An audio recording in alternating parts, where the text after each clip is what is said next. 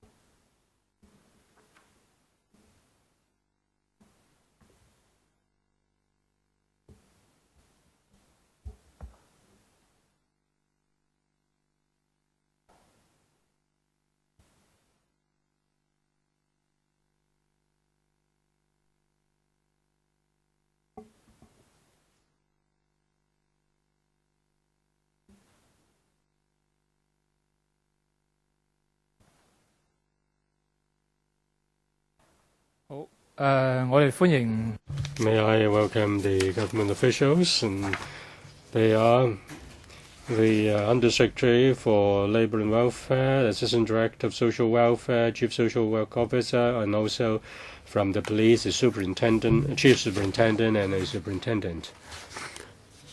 This is not a public hearing. We have two agenda items today. The first item is the application of policy guidelines in handling domestic violence incidents. And then the next item for discussion is a follow-up discussion on shelter service and housing assistance for victims of domestic violence and sexual violence, including shelters and also long-term housing arrangement. Well, let us discuss the definition of domestic violence. Now the groups are coming in, and please do not be distracted. Just let them come in. As for the definition of domestic violence, in this subcommittee, we discussed that at the first meeting. And then we did hope that the administration will not have separate definitions by separate government departments, such as the definition by the police and definition by the SWD. There should be standardization of information and data and definitions. It seems that after the discussion, we have not seen any improvement. We have come across an incident, and that was an incident involving the chief executive. And in some social media, it is shown that the daughter of the CE was abused by her close relatives. At that time, Andy Zhang, who is the commissioner of the police, gave an explanation. He said that the police followed the guidelines, and the police has a clear definition on domestic violence, and that's between heterosexual couples. Domestic violence covers heterosexual couples, whether they are married or separated or divorced. They will be defined as domestic violence. That obviously is different from the definition in the Domestic and Cohabitation Relationship Violence Ordinance, which was amended in 2009. And the definition is also different from that of the SWD, and the police claims that they follow the guidelines. So they have a rather narrow definition of domestic violence, and they have not followed the definition of domestic violence under the Domestic and Cohabitation Relationship Violence Ordinance. Now, the administration has given a paper, and I'll give the time to the administration to explain. Yet, because of time constraint, because of the next discussion item, which will be on housing arrangement, I hope that the administration, whether it is the LWB or the police, please address the non-standardization in terms of definition, and therefore there will be will there be a gap, and will there be a difference in handling domestic violence cases? And in fact, the police has not followed the ordinance in terms of expanding the definition of domestic violence. Now, they have the definition of domestic violence, and then they also have the definition of so-called family violence. And it seems that they follow that of dealing with general crime cases. Now, this is a violent incident which happened under one roof, and there are many specific factors. They are living together, they are relatives, they are related, there is an imbalance of power, and they may be affected by family values. Say, for example, keep everything within the four walls of the home. Any these things that are dishonorable should be kept within the home.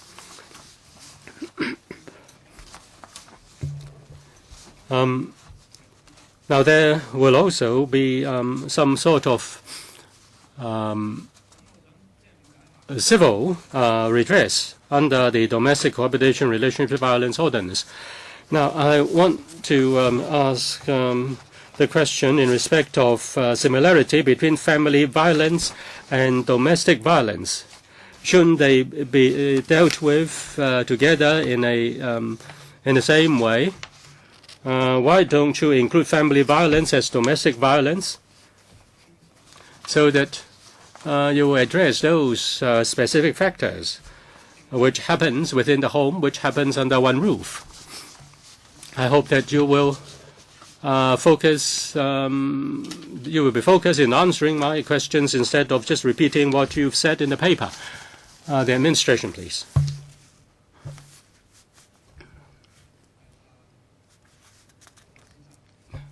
Yes, Ms. Hemmings.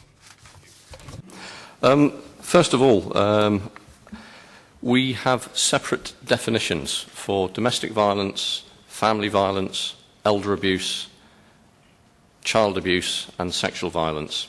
And if you put all those together, that covers what is in the Domestic and Cohabitant Relationships Violence Ordinance in its entirety. We find from a work perspective, it is more effective for us to have separate definitions. However, in relation to the manner in which we deal with cases of those or such a nature, we have guidelines and procedures for each. And the guidelines and procedures, I'll concentrate now on domestic and family violence, are very similar in a lot of respects.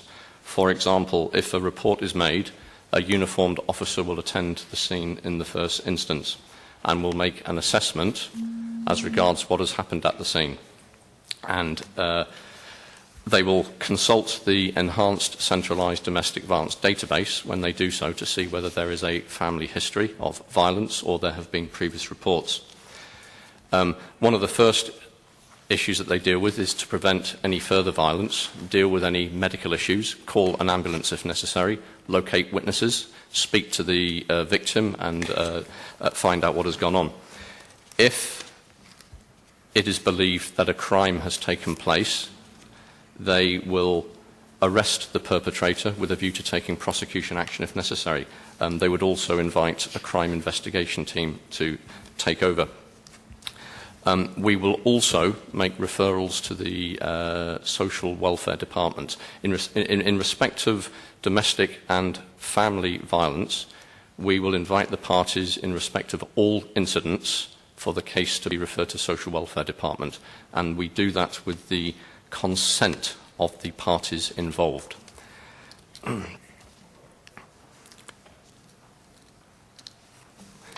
If an incident is, in respect of domestic violence, is of a particularly serious nature or is very high risk, or we believe is likely to escalate into something more violent, we will consider referring without the consent, making use of the exemption under the Personal Data Privacy Ordinance, Section 58, Prevention and Detection of Crime. But that has to be approved by a superintendent in person.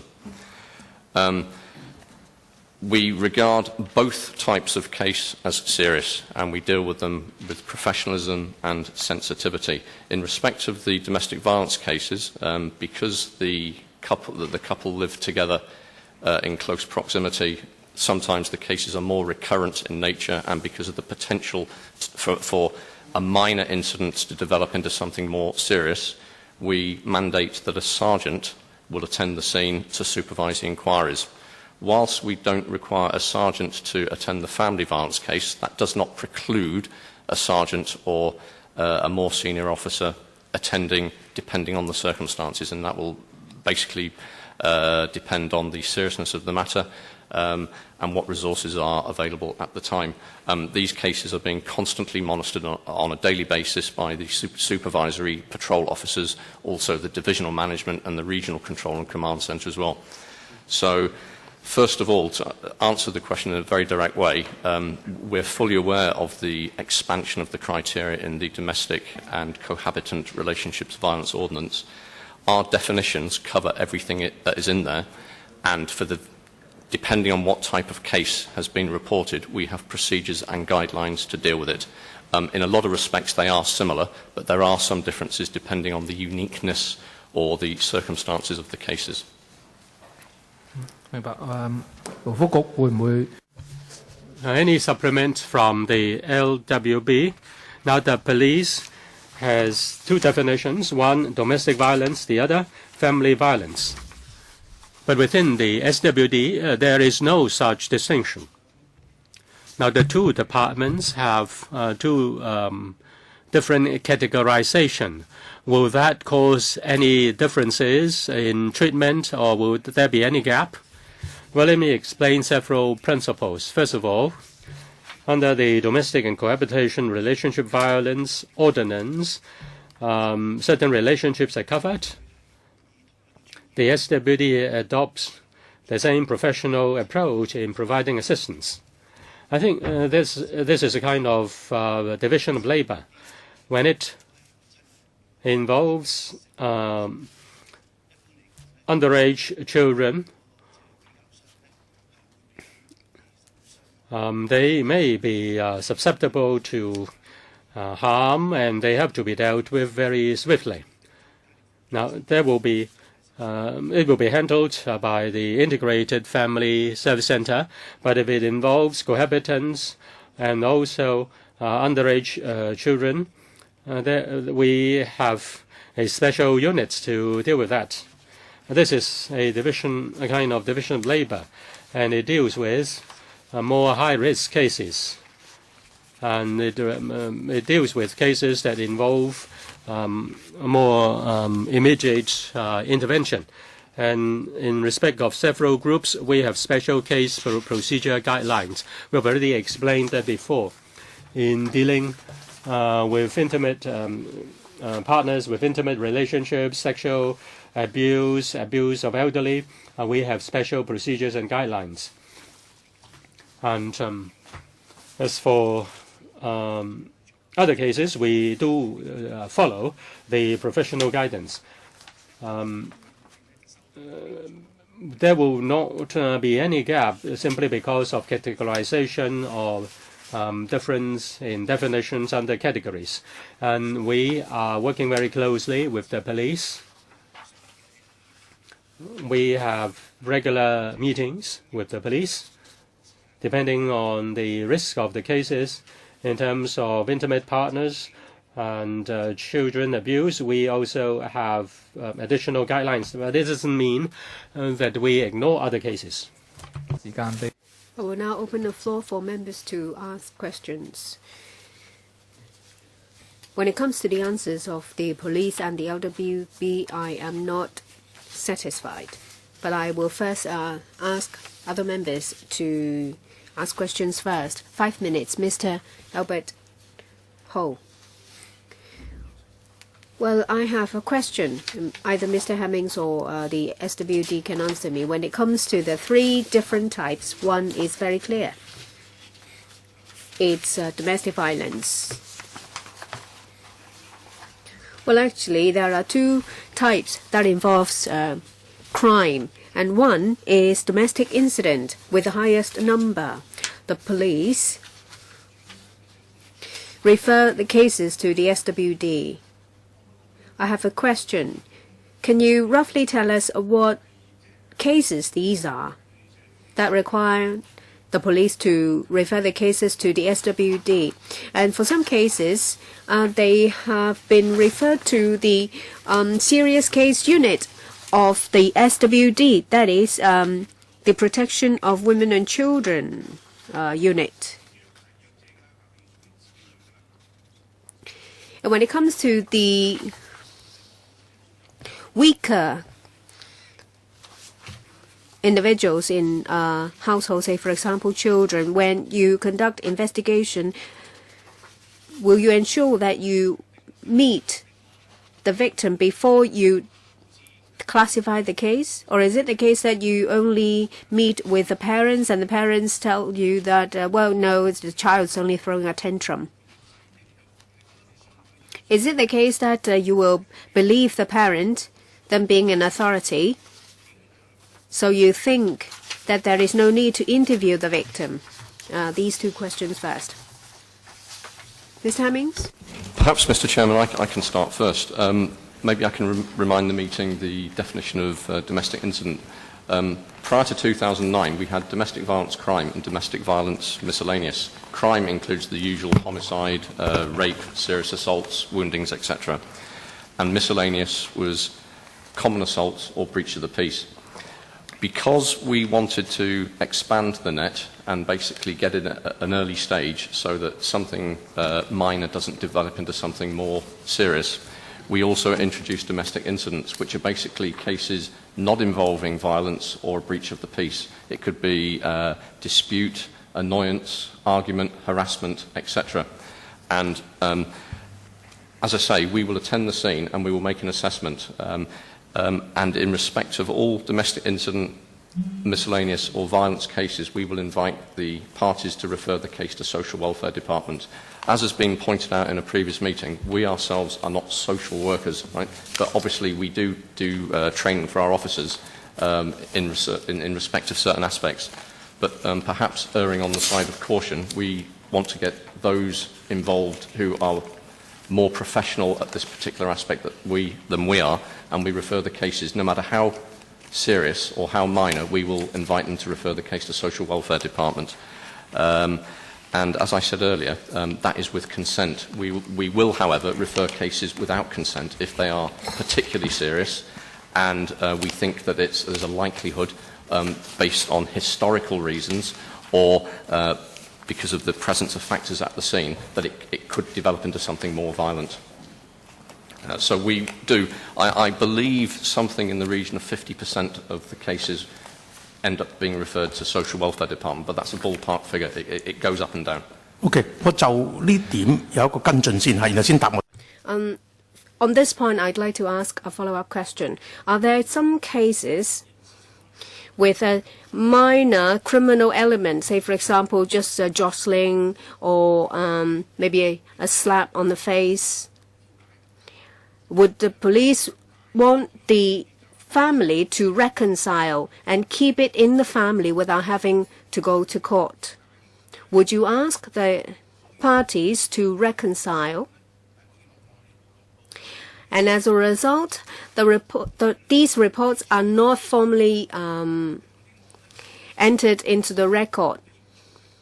And are there cases with signs of seriousness? Say, for example, the batterer, before making a strike, maybe the pets in the family has been tortured, things in the house has been shattered, how would you deal with that? Mr. Hemmings. Generally speaking, our procedures don't allow for settlement at the scene. What we will do, we will make an assessment to see whether a crime or an offence has been committed. If there is evidence of a crime or an offence being committed, we will make arrest and parties will be taken back to the police station. So we don't allow for settlement at the scene. Of course, once an arrest is made, whether the case actually comes to prosecution is another matter. That will depend on various factors. For example, the extent of the evidence, whether the aggrieved party is willing to pursue the matter. Sometimes they make a report, but later on, because of various factors, they decide that they don't want to pursue the matter. There may be economic reasons for that. Maybe, for example, if it's a battered wife, she may be worried that she's going to lose custody of the children, or that the husband is the main breadwinner. There can be a variety of reasons. But usually, if there is clear evidence of a crime or miscellaneous offence having been committed, we will arrest with a view to prosecution. As I say, I can't say that all cases will come to prosecution. Sometimes the victim may be reluctant. There may not be sufficient evidence. If there is sufficient evidence and the victim is reluctant, there are a range of measures. For example, she can be offered the opportunity of giving evidence by CCTV link or with a screen. There are rules subject of compellability, for example, but again, that's not always straightforward either. Sorry. Sorry, we're running out of time. But there is still a second question unanswered. Do you make sure that you meet with the victims before you classify the case, or you simply meet with the parents or the complainant? Mr. Hemmings. If it's a domestic violence case, we will explain to the victims the process. So, but it may not be straight away because there are other more pressing issues to deal with. But at a certain time, as soon as possible after the report is made, it will be explained to the victim what happens if the case goes to court and the requirement to testify, etc. If there are children involved, then obviously we would have to make a similar explanation, not only to the children, but to the parent or guardian as well. Unless, of course, the parent or guardian is the one who's actually doing the assaulting. 係，我諗何議員嘅問題咧，Mr. Hemmings 就係你哋會唔會一定 Mr. Hemmings, so do you make sure that you first will meet the victims, say for example the child, to make sure that whether to determine whether this is a case of domestic violence? Mr. Hemmings. Sorry, can you repeat your question again, Mr. Chairman? Maybe I put it. Complaint, whether direct or via or through internet or by letters, from a member of the family. He may be an infant, he may be a child. Now, so the police would be obliged to make an investigation. But would you only be concluding the investigation after seeing the complainant, or will you just stop after you have listened to the parents? Or some leading members of the family, and then accept their prima facie explanation and say that there's no case. Okay. First of all, Mr. Chairman, thank you for the question. I think you're referring to a particular case that was in the newspapers recently. I'm not going to discuss individual cases. I can only talk in general terms. In general terms, if a complaint was made on the internet, we would require to speak to the victim to verify the accuracy of the report. And that's all I can say in general terms. If the victim was not present, we might have to speak to other witnesses to try and ascertain what had happened. But obviously, the preferred course would be to discuss with the victim and get a first-hand account from him or her as regards what happened before deciding what action to take. Okay. If you have other questions, you have to wait for the second round. Mr. Peter Jung. From the papers and from the answers of the police and the SWD, I can see clearly two different definitions of the two departments, one wider, one narrower. I have a question. Why is that the case? Do you have any intentions to align the definitions? If not, why not? We can't compare the figures, and as a result, we can't analyze the situation. I would like to hear from the two departments. SWD, anything to say in reply? Why is it that you have a different definition from the police? Well, actually, our definition follows the scope of the ordinance. Say, for example, intimate relationship, husband and wife, and family members. When the cases come to us, we will conduct a professional assessment and follow up. Of course, there is division of labor. Say, for example, cases involving couples or child abuse, then they will be handed to the Family and Child Protective Services Unit. And if it's in-laws or just family members having disputes, it will be referred to the Integrated Family Service Centers, or say for example, medical social workers to follow up on these cases. When it comes to the definition, we will actually look at the seriousness of the case before we classify them into different groups. Under the ordinance, the protection has covered all family members, people in intimate relationship, and even ex-partners. So the definition is not that different. I fully understand because it has been explained before. I want to know why can't you align your definitions? Why is there a need to have two different sets of definitions? Of course, the better course of action is to follow the definition under the ordinance or that of the SWD. Otherwise, we will wonder why the definition is so narrow. Well, first of all, with respect, I don't think the police definition is narrow. As I've already explained earlier, we have separate definitions for domestic violence, family violence, sexual violence, etc., etc. And I believe that we cover everything, all relationships and all acts that are covered by the Domestic and Cohabitation Relationships Violence Ordinance. Also, I'd like to stress the police and the Social Welfare Department have different roles. We are primarily law enforcement, and we attend a scene and we will take action to stop an escalation of the violence, make arrests and take prosecution action where necessary, and refer to the Social Welfare Department for necessary follow-up. I believe that although the definitions are different, they complement each other, and as I say, we have different roles to play. I don't agree that the definitions are necessarily going to have any effect on the action that is taken, and I think it's the action that's taken when a report is made is the key issue, rather than what the definition is. I think what's more important is that the classification of domestic violence is one, family members or couples, and then the others just family members. Well, once there is a definition under the ordinance, it means that there is a specific relationship.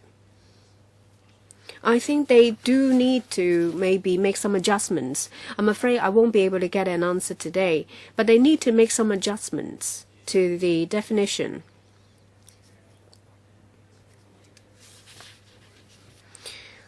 Well, domestic violence under the definition of the SWD, it seems to be quite serious, but from the figures supplied by the police, is not that high. So there is a big difference. May I ask a follow-up question?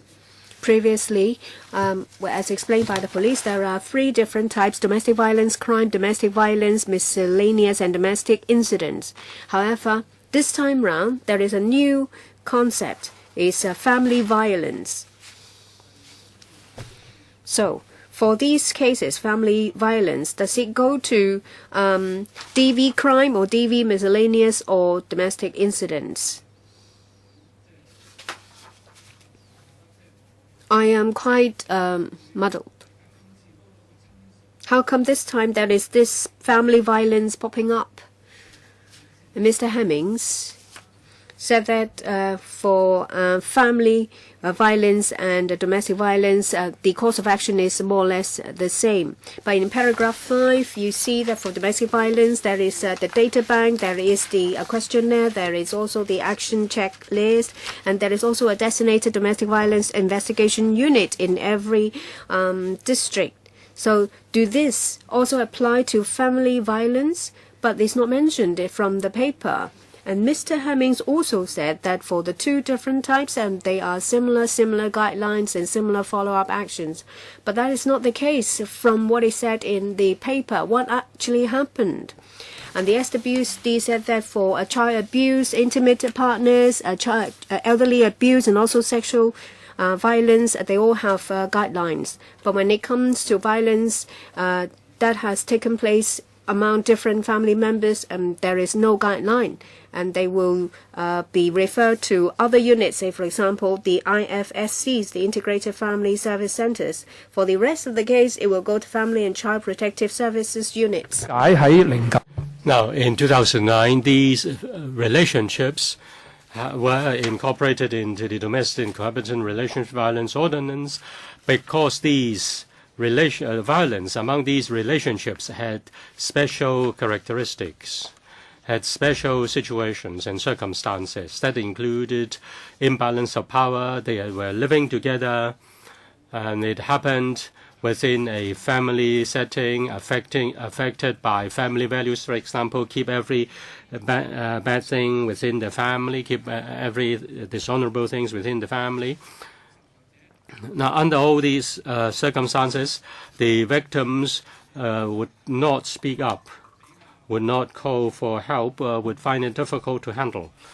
And therefore, special follow-up is needed. Now, we changed the law.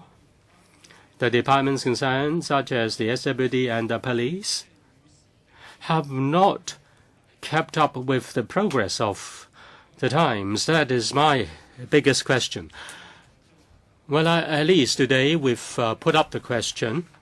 If you want to clarify anything, please feel free to do so. I don't know whether the SWD or the police would like to respond to my question.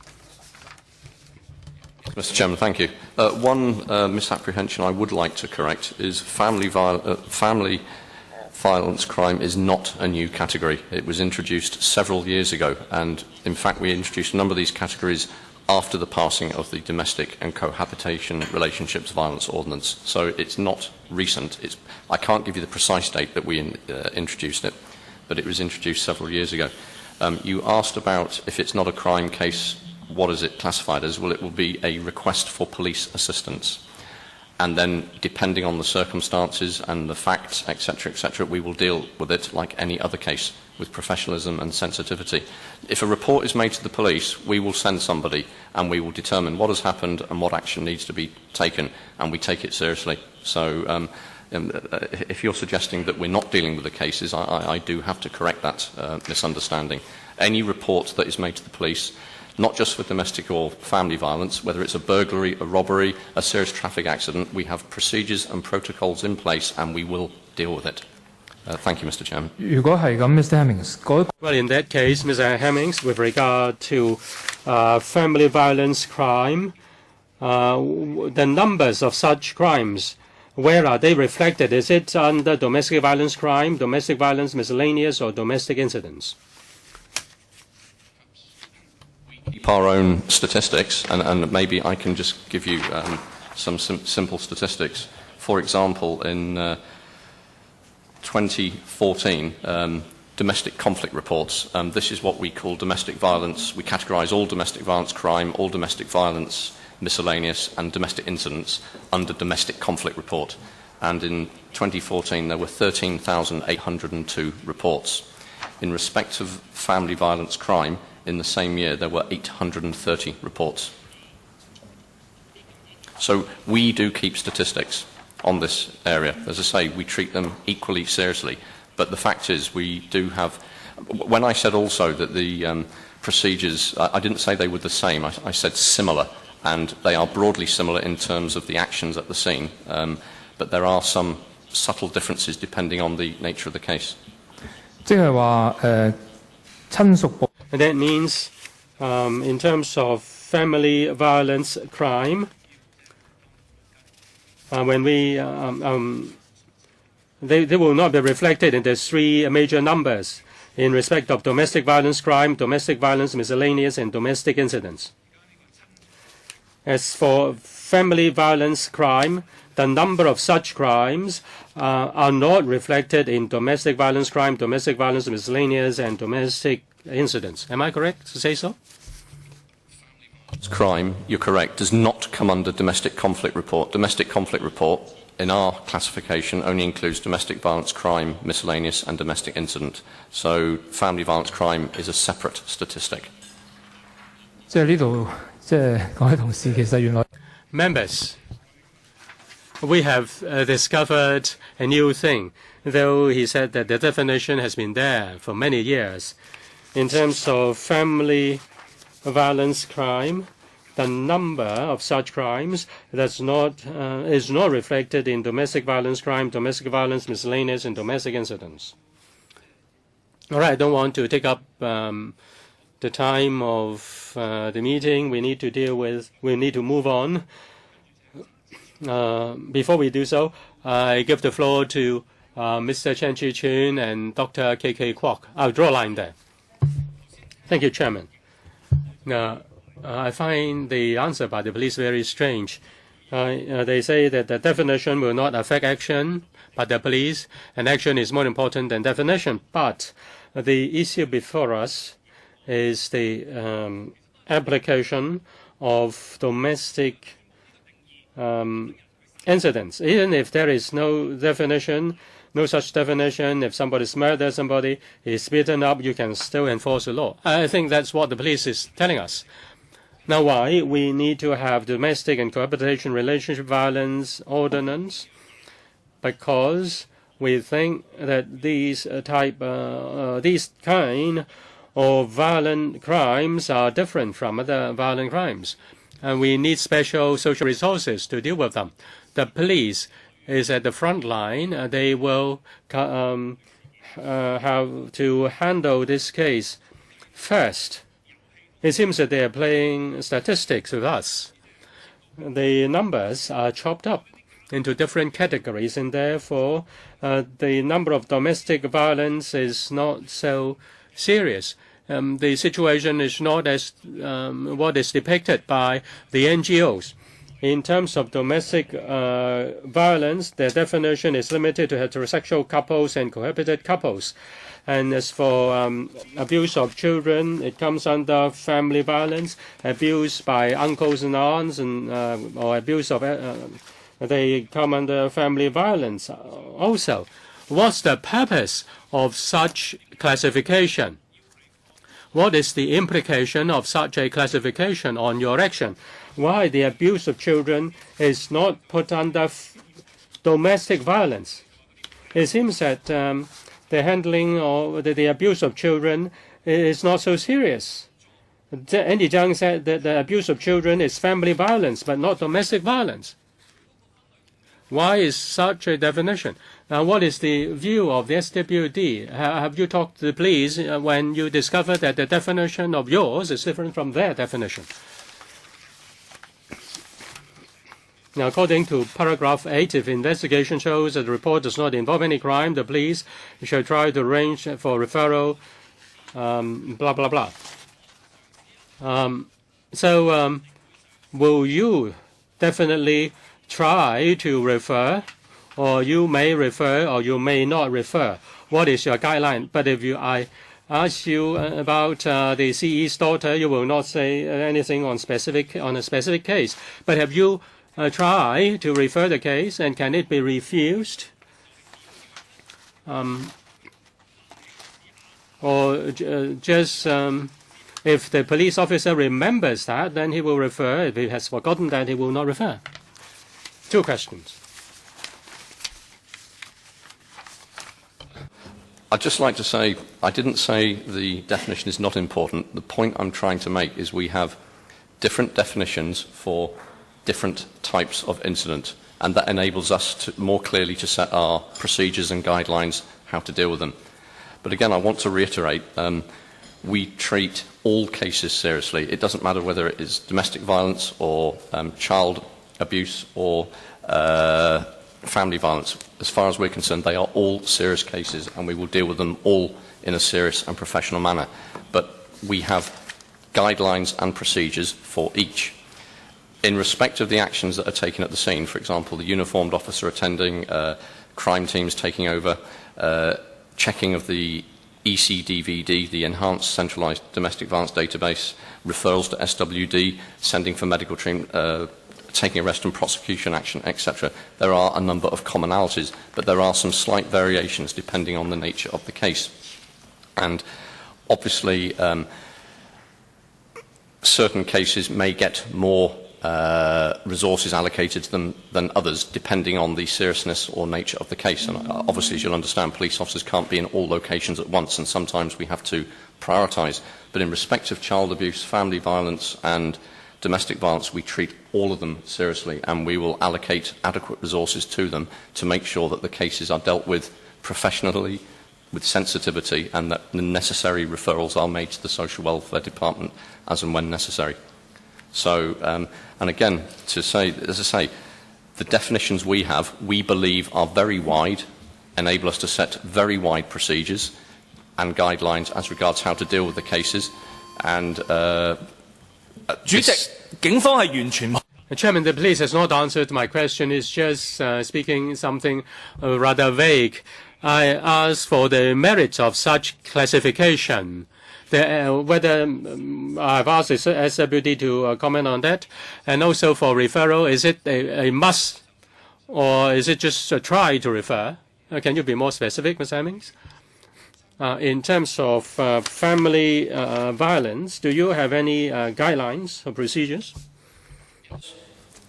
That is the short answer. We have procedures and protocols how to deal with family violence incidents. If it's not a crime, it will be dealt with as a request for police assistance. Now,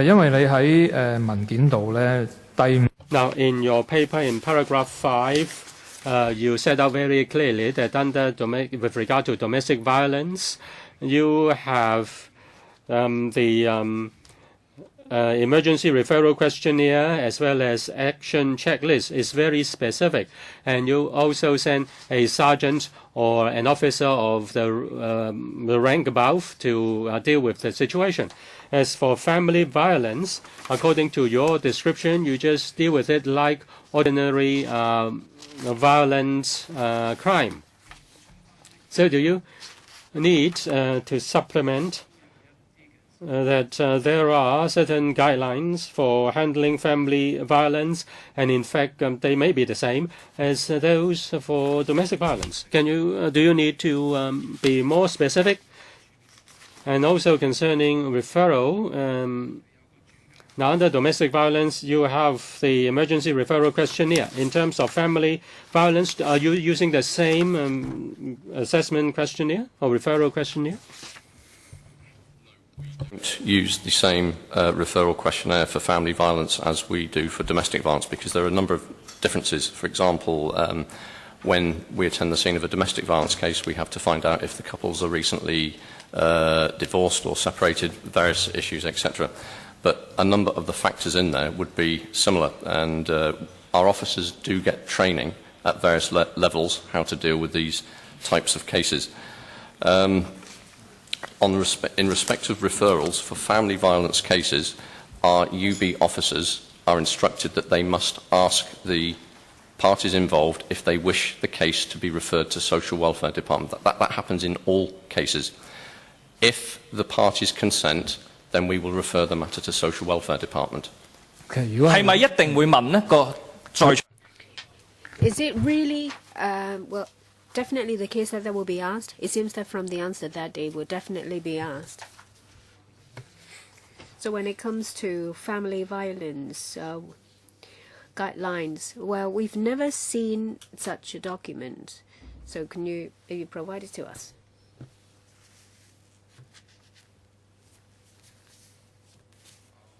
Procedures in respect of family violence require the uniformed officers to ask the parties if they wish the case to be referred to Social Welfare Department.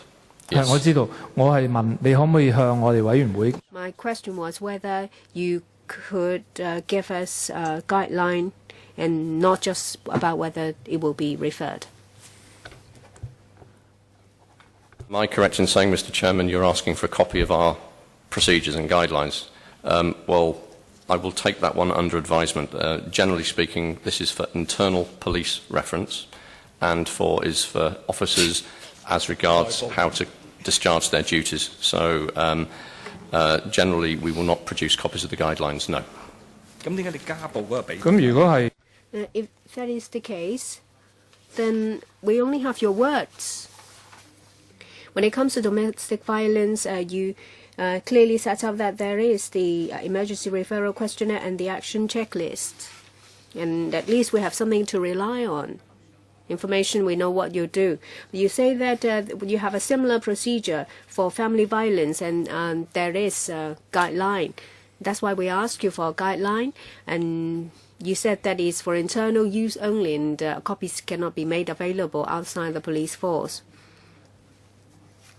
Well, when it comes to issues related to privacy or confidentiality, I would understand. But for these cases, I don't see why there is a need.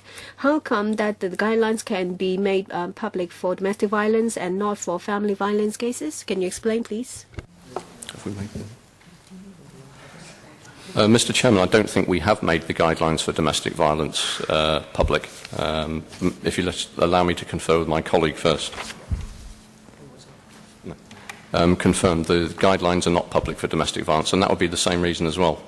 These are for internal documents for police officers, reference how to deal with cases at the scene of a report.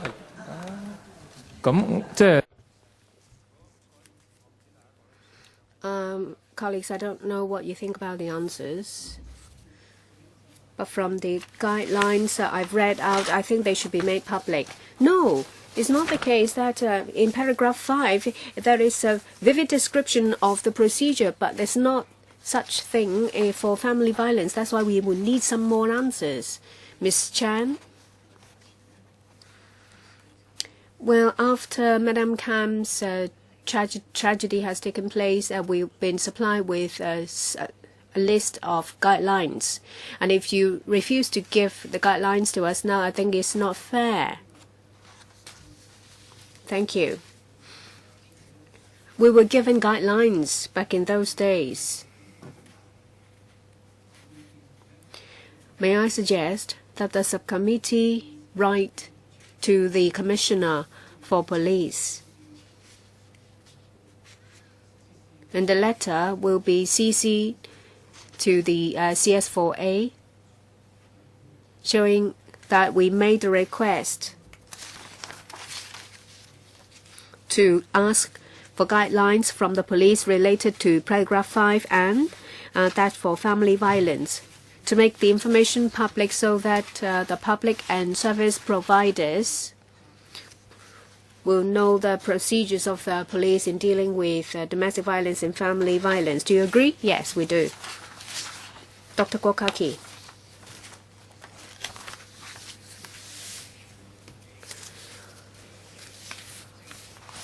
I am more and more unclear about this because there are 5 types of familial relationships under the ordinance that should be treated as domestic violence or family violence. And now the police come up with 2 different things, domestic violence and family violence.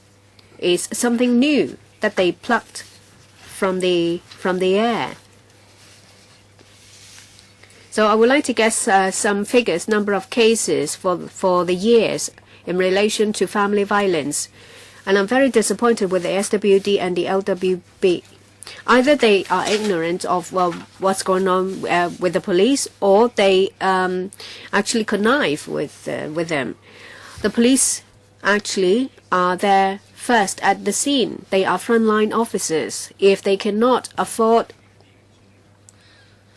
sufficient follow-up actions, and referral service of the cases, then people will not feel safe.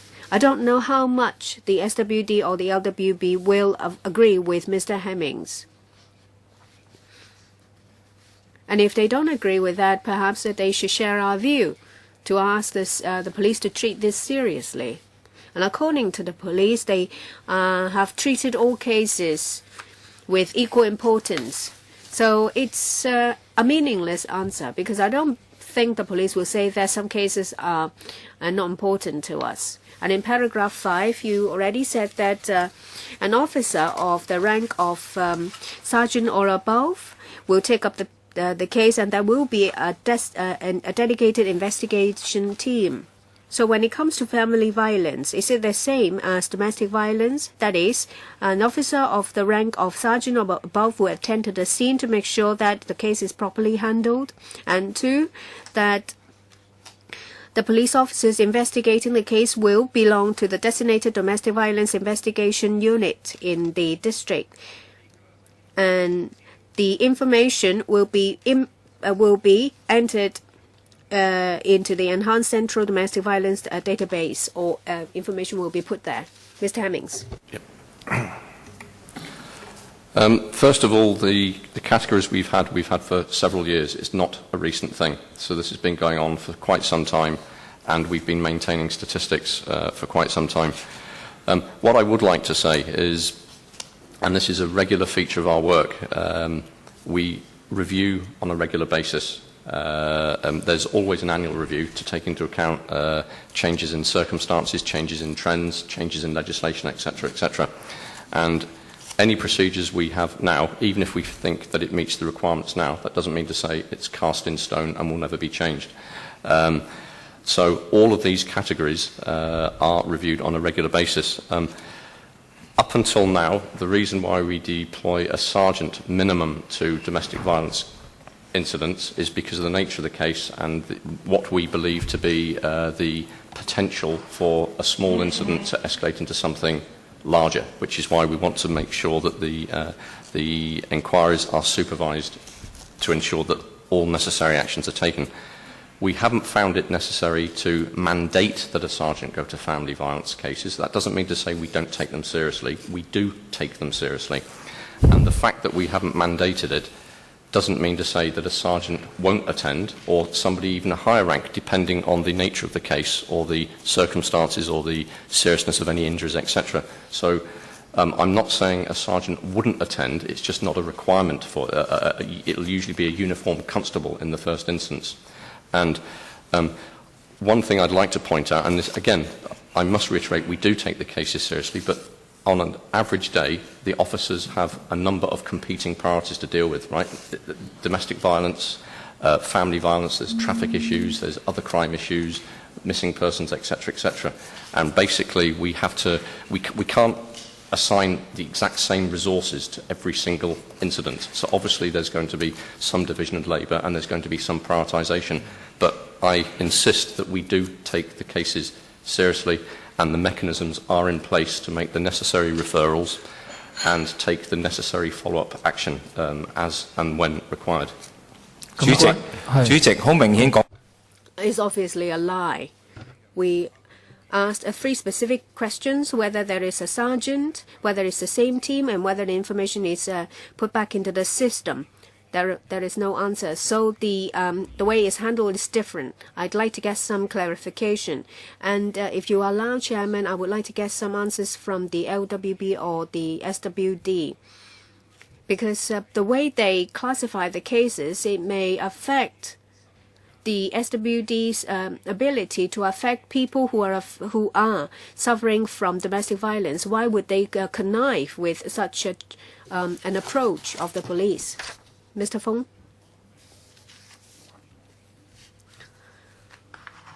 From the stance of the SWD, well, other professional groups, government departments or schools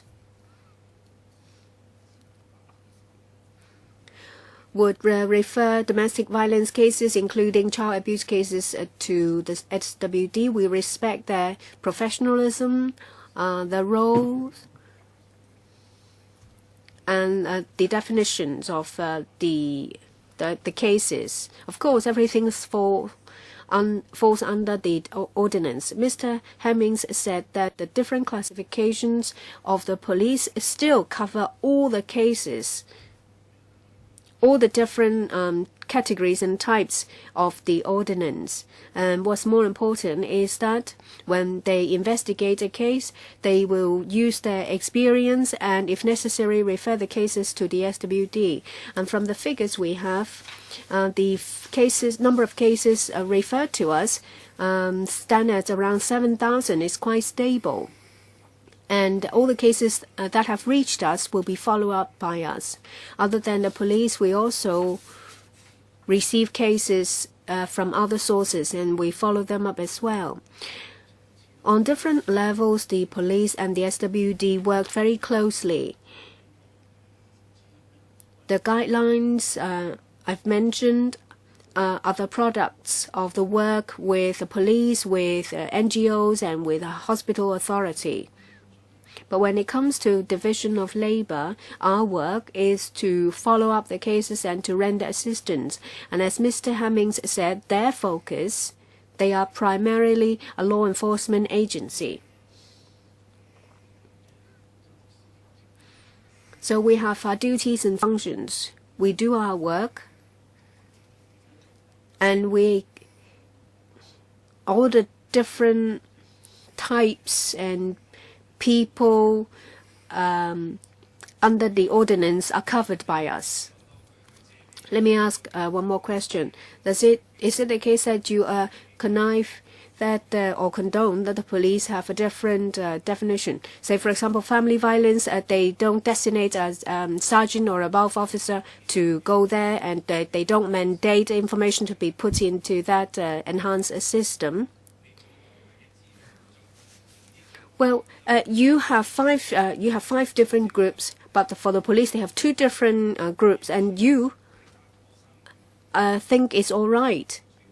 Well, if for the three types that are left out, and if assistance is not given properly, then you are actually condoning this poor approach. I don't think you will get an answer today.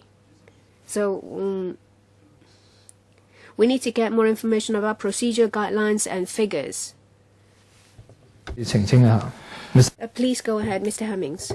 To go back to the question you asked, right, the enhanced centralised domestic violence database, all family violence cases are included in that. And when officers go to the scene, they will check that to see whether there is a previous history in respect of the family, whether it's domestic violence or family violence. The differences are we don't mandate that a sergeant go to the scene of family violence cases. But what I was trying to say was, depending on the circumstances, that doesn't mean to say a sergeant wouldn't necessarily attend if necessary, just as if there was a serious burglary or a serious traffic accident, if a constable is the first one at the scene, a sergeant may, as part of his supervisory duties, go along to that as well.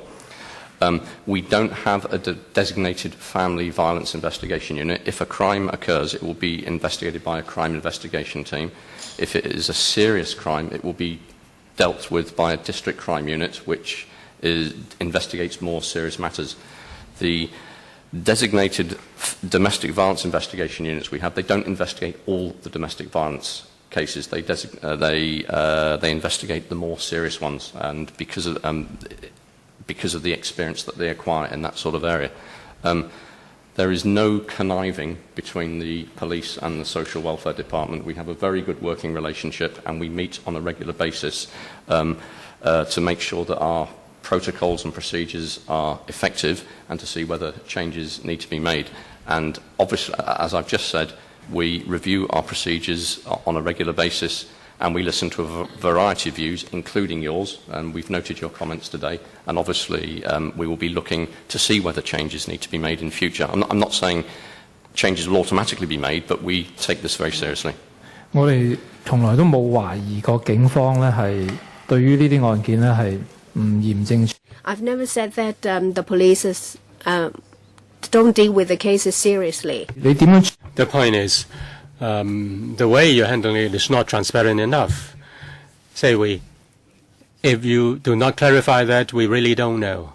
With regard to family violence, are the numbers reflected in the numbers entered into the second or the enhanced mixed violence database? If we didn't ask, then you wouldn't have explained it to us. And concerning the 800-odd cases of familial violence cases, they are not reflected in your 3 categories of domestic violence. Because of time constraint, I think I have to draw a line here, but let me conclude that this subcommittee is of the view that with regard to domestic and cohabitation relationship violence, there should be a standardized definition among all the government departments. And the definition should be in line with the definition in the law. That will enable the departments to collect suitable data and be able to reflect the seriousness of the situation. Now we have many pieces of puzzles, and it's hard to make a picture of that. With regard to couples,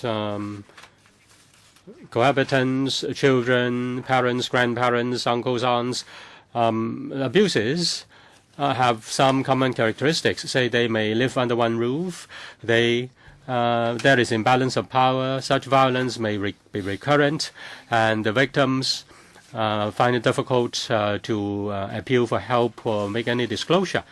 Now these are common features. Now we have, and therefore we have amended the law.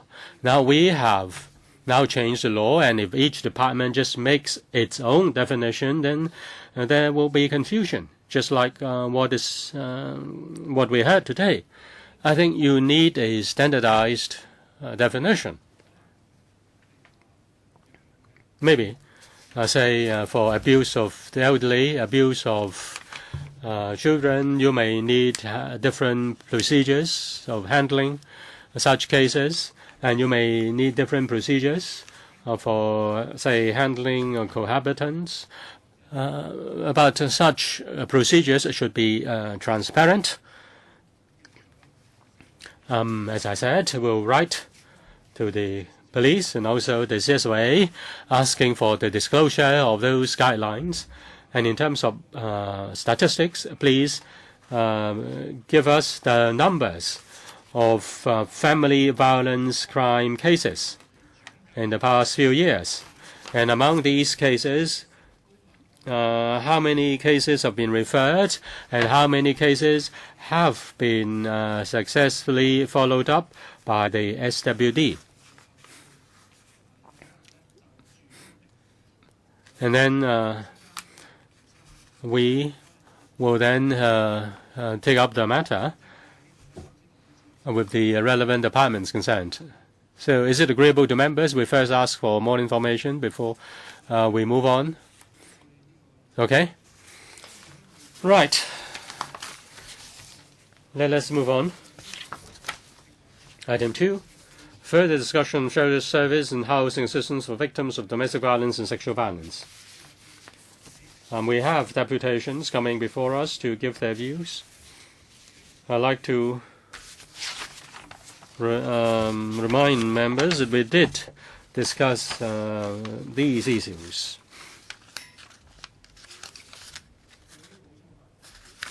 Do you have anything to add? Ms. Hemmings. Mr. Chairman, so I was asking for your permission to leave. I think the second session is housing and shelter. Of course. Okay, thank you very much. 好，咁警方可以退席，咁啊跟住我哋歡迎。Yes, the police may now leave. May I welcome the SWD and also the LWB officials. May I also welcome Ms. Ng from the Housing Department. We have about 20 representatives from the various groups and organizations coming to speak before us. Now they are the NGOs are going to increase the SWD is considering increasing the number of shelter center, and the housing department is also doing something in terms of providing housing assistance or conditional tenancy. But I will give the floor to the deputations first. I will give 3 minutes to each deputation. We have to hand over this room at 4:30. Please be reminded that what you say is not protected by the legal powers and privileges ordinance. That means you are responsible for what you say. Mr. Fu, the principal consultant of the Against Elderly Abuse of Hong Kong. At the 2 previous meetings, I heard the explanation by the government departments. The SWD said that nobody will be rendered homeless, but we have come across cases in which people are sleeping in the streets because of abuse. We need to inform the SWD. And in fact, we also make a complaint to Ms. Emily Lau. Now, at the front line, we come across cases which are not suitably handled by the frontline SWD officers. Now, there were 6 reports of domestic violence. 6 times they met the victim met a social worker. Every time the victim had to left afterwards.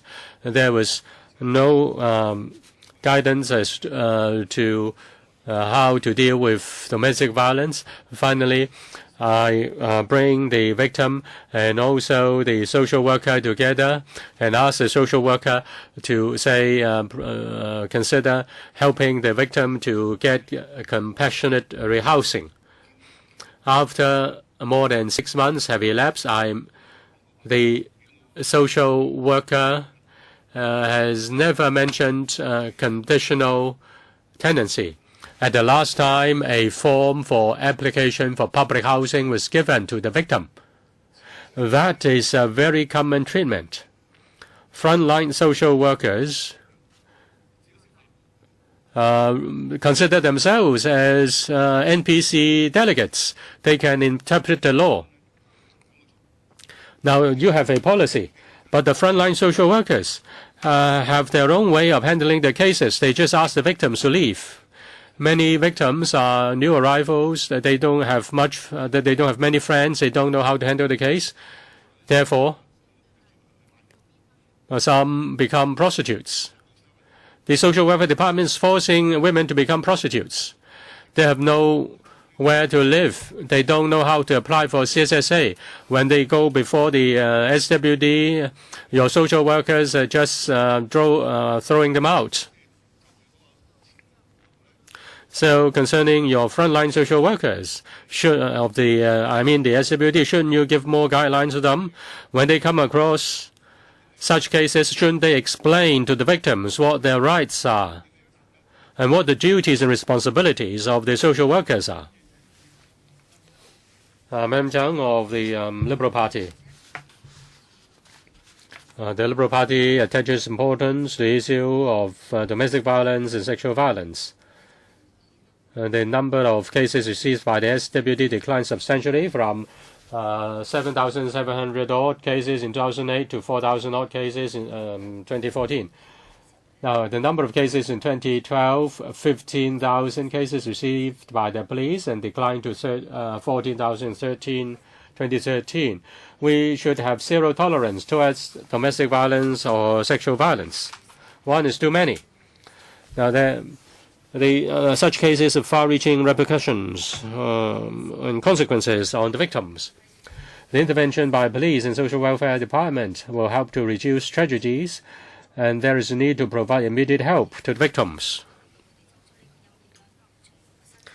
The victims should be helped to turn a new leaf, and they should be helped to step out of the long shadow of domestic violence. But only 15% of cases are referred by the police. That may be because the police has the police lack professional training or because they have underestimated the seriousness of domestic violence cases. Some victims depend on the victimizer economically, and also there is the Chinese value of keeping any dishonorable thing within the family, and therefore the victims refuse to seek help. Should the police and social welfare department review their referral standards and procedures? Shouldn't they take a more proactive role in intervening in such cases and encourage the victims to report? We need to prevent family tragedies. There are only 5 shelters providing 260 temporary places. In comparison with domestic violence cases, in terms of child abuse cases, that may be too little. And in 2010, the Tonghua Group provided 80 places at the seas. In 2014, in first 3 quarters, there were 4,500 domestic and sexual violence cases received. There is a serious shortage of shelter places. There's a need to provide more.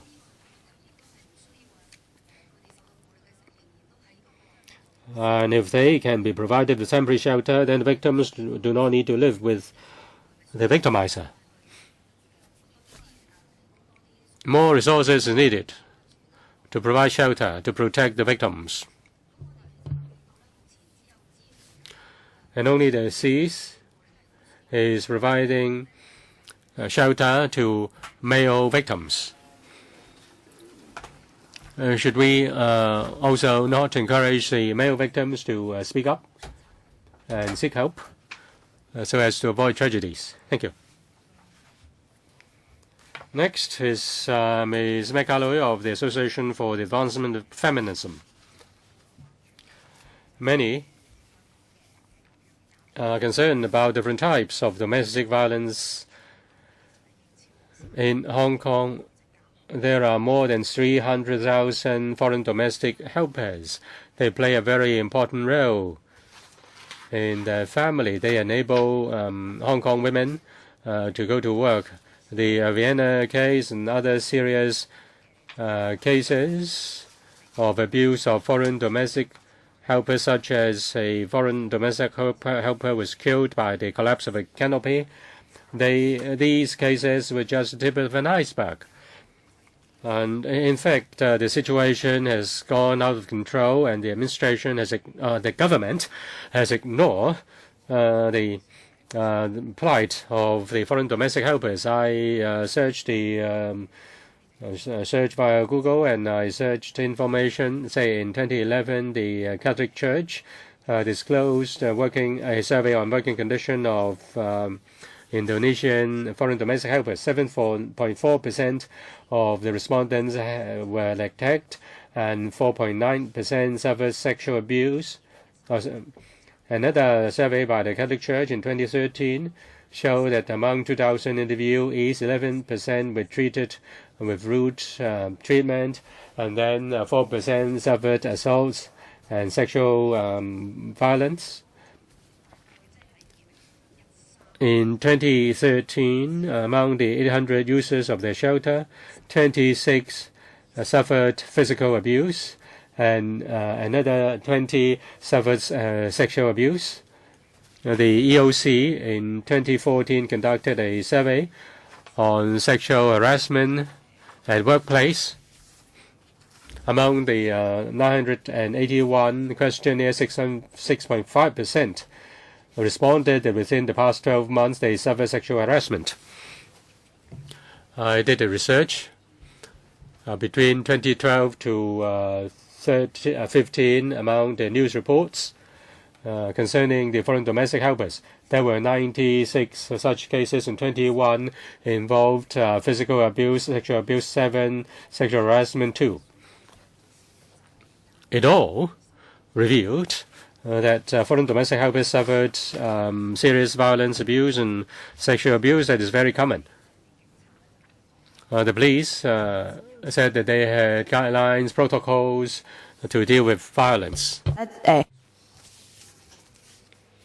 When I refer to the report of the EOC in relation to sexual harassment, well, I don't have any information about sexual violence, but it says that, well, the first thing that foreign domestic workers do would be to go to the police. I wonder that if there is any guidelines for the police that when a FDH and a foreign domestic helper come to them, what they would do.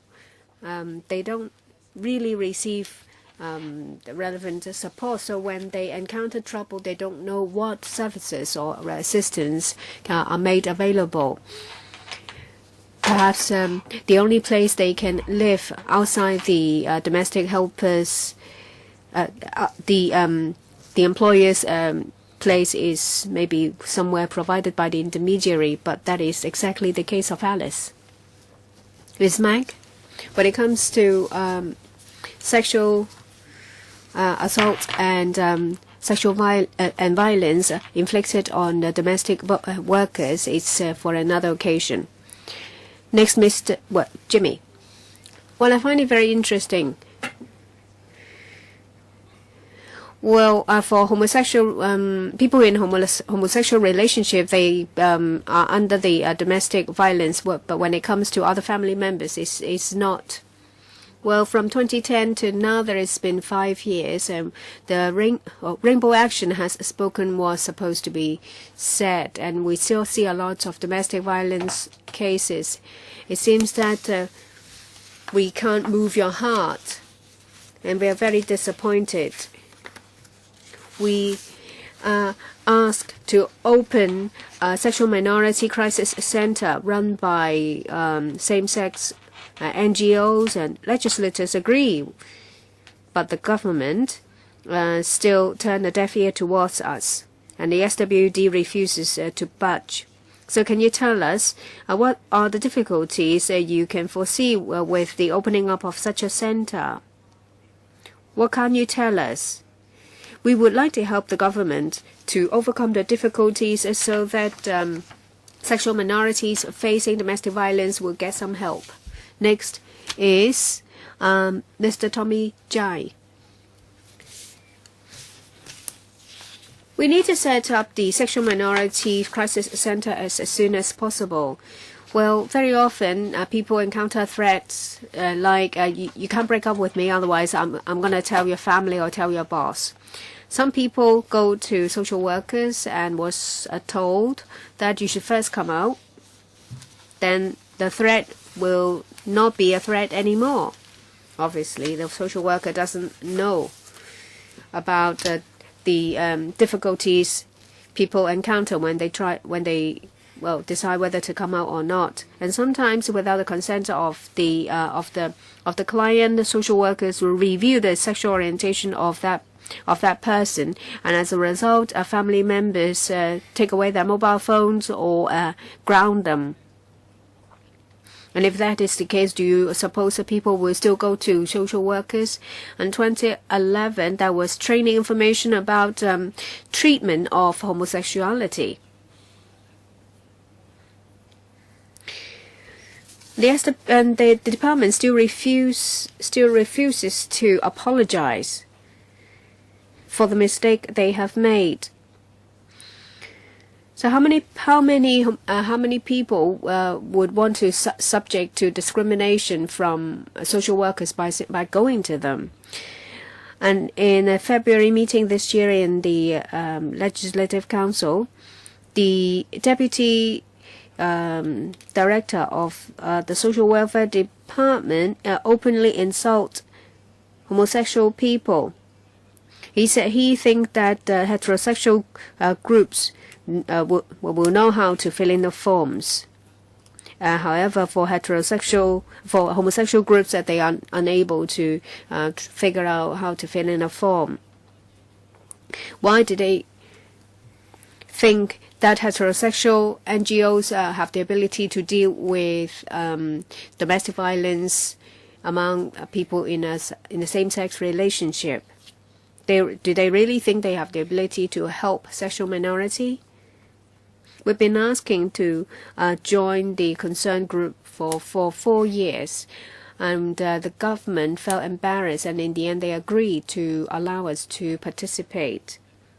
I hope that the administration will learn from their mistake. The Sexual Minority Crisis Center will serve a purpose here. There is a need.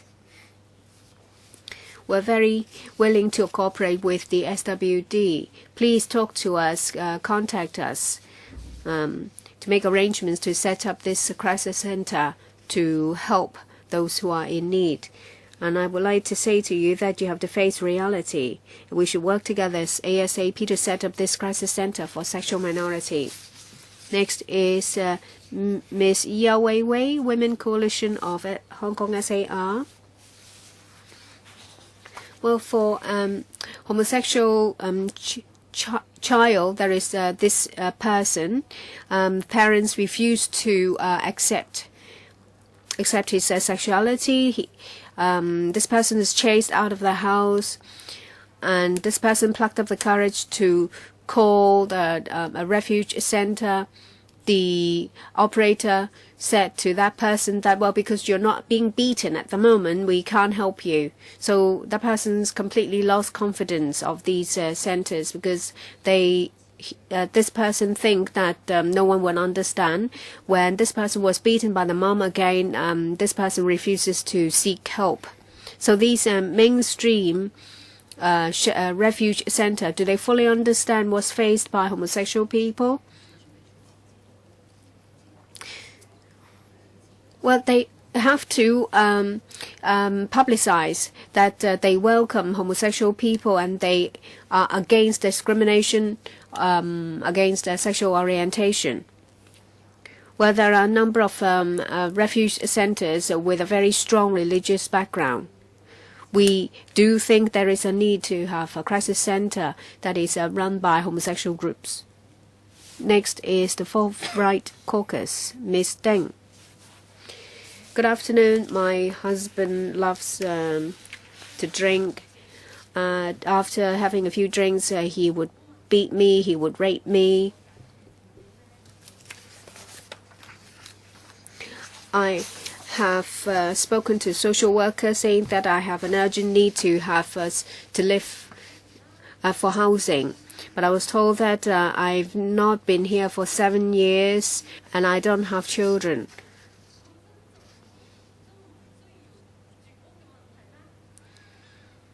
Do you think that if I'm still young, that means I don't have a housing need?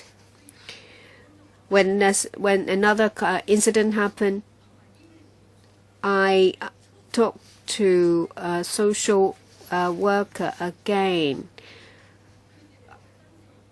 A letter was sent to refuse my application. When I saw that, I couldn't sleep, I couldn't eat.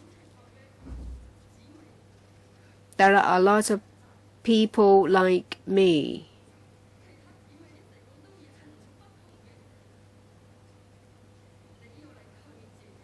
Then they've been refused with many different excuses for separate housing. There is someone who's stuck in a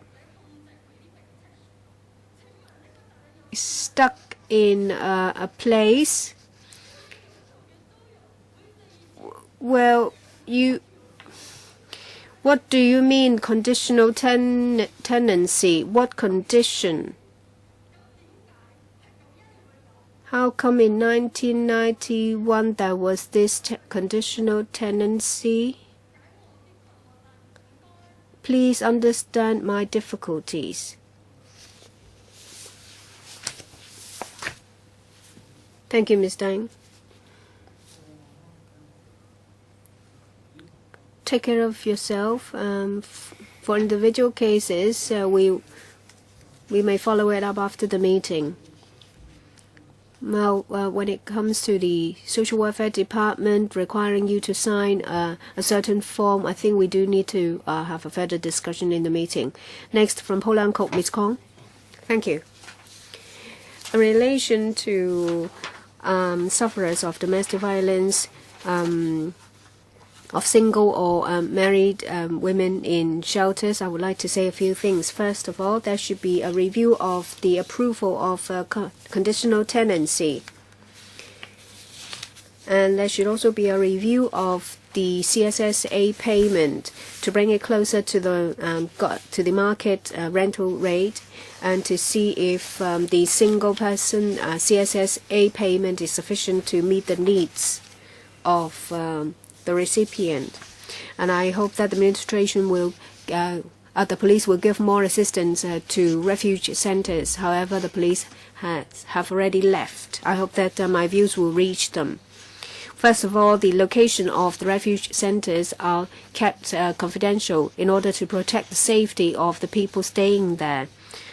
But sometimes the address is made known to the batterer, and as a result, the people staying there and the staff members feel threatened. I hope the police will take into account the overall interest. On a number of previous occasions, the police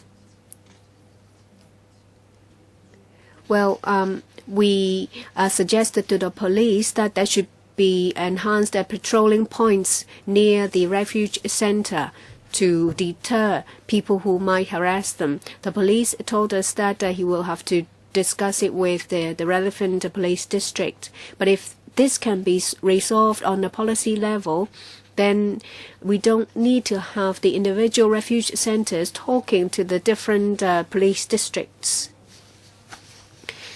And for victims who have made a report to the police and they're staying in a refuge center, if necessary, they may need the company of police officers to go back to their place to pack up, because that is a very high-risk situation. And sometimes the women have left home in a hurry and they haven't got what they need with them.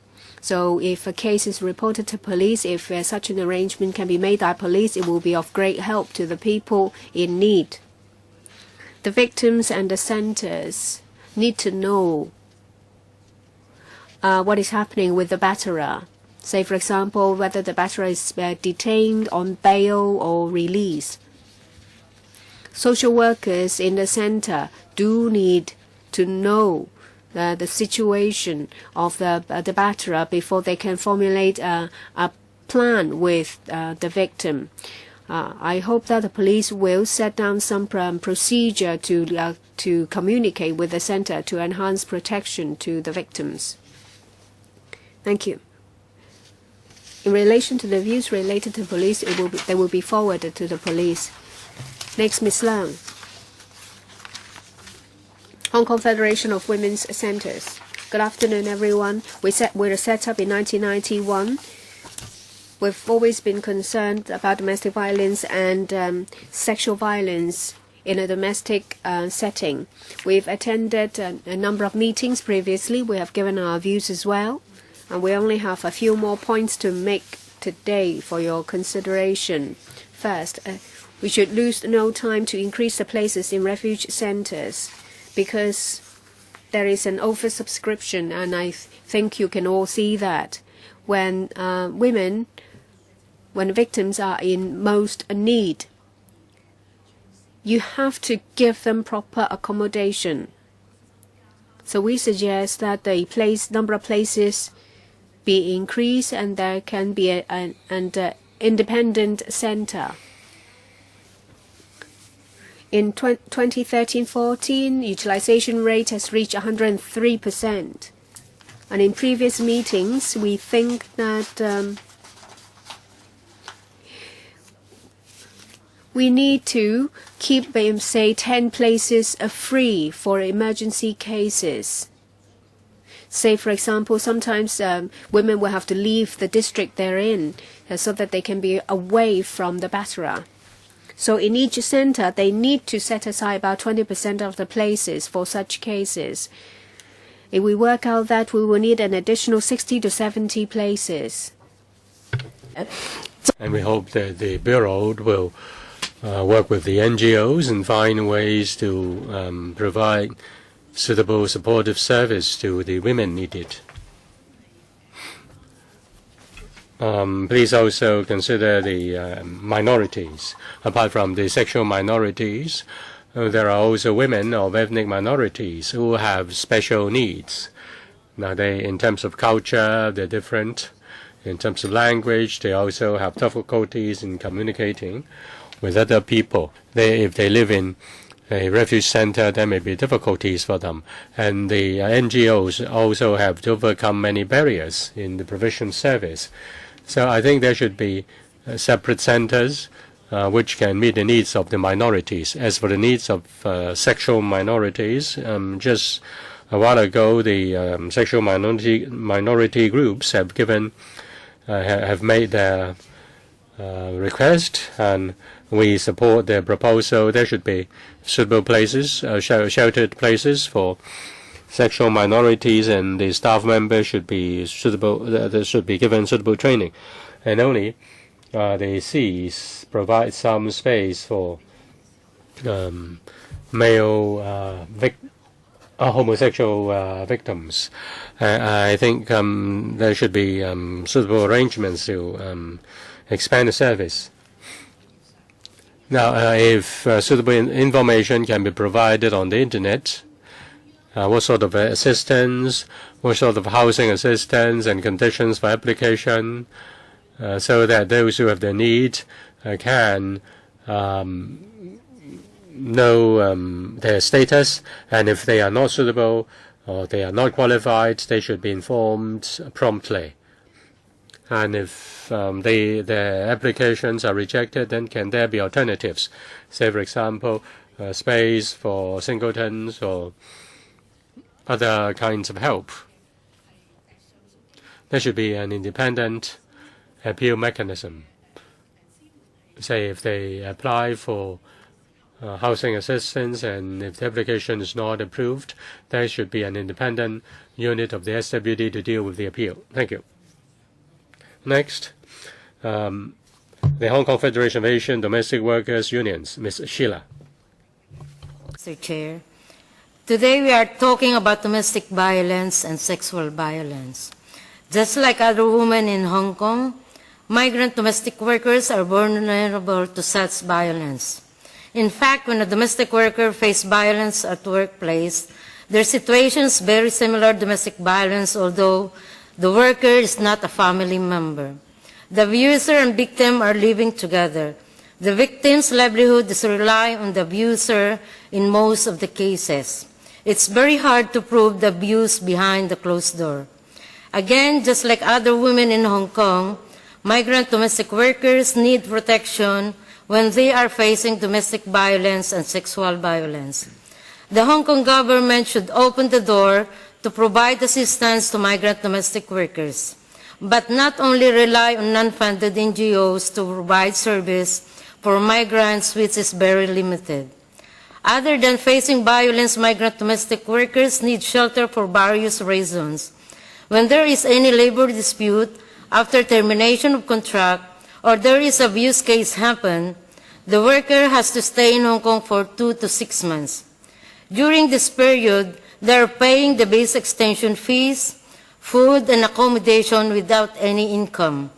And this is the reason why migrant domestic workers usually choose not to file cases even if they are facing unfair treatment. The government should reorganize the problem and provide suitable assistance to workers in need. Therefore, from the Federation of Asian Domestic Workers Union, we are suggesting 2 points. In order to prevent migrant domestic workers from various types of violence, the government should provide enough service for migrant domestic workers, such as shelters or housing accommodation. And if possible, organize meeting with representatives of migrant domestic workers unions and organizations for consultation on the situation of migrant domestic workers, to ensure no discrimination and equal treatment for all domestic workers and all workers in Hong Kong. Thank you. Thank you, Ms. Sheila. Next is Ms. Bidumela of the Union of Nepalese Domestic Workers in Hong Kong. no record if not serious like the case of Irwana because of new condition applied to migrant domestic workers. Migrant domestic workers are not regarded as part of the family. Hong Kong government must protect migrant domestic workers. Hong Kong government must provide shelter for migrant domestic workers to insult no discrimination and equal treatment to another workers. Thank you. Okay, thank you, Ms. Della. 跟住我哋 Thank you. Next, Ms. Chey Yin-fei of the Hong Kong Domestic Workers General Union. She is not here. Next, Ms. Tan Shao-chun, 家庭婦女協助會. I'm a victim of domestic violence. I came to Hong Kong in January 2013. Because of family matters, I argued with my husband. He was addicted to gambling. He was violent, and on the 24th of December 2014, my husband asked for money from me. I didn't have any money to give him. He was angry. He hit my head. I was sleeping. My husband woke me up, asked for money. I refused, and I ignored him. Then he pulled me up, and he used his fist to hit my right eye, and then he slapped my left face, and then he left. I felt dizzy. I called for help, and I called the police. I was sent to hospital on ambulance. I was referred to a shelter center.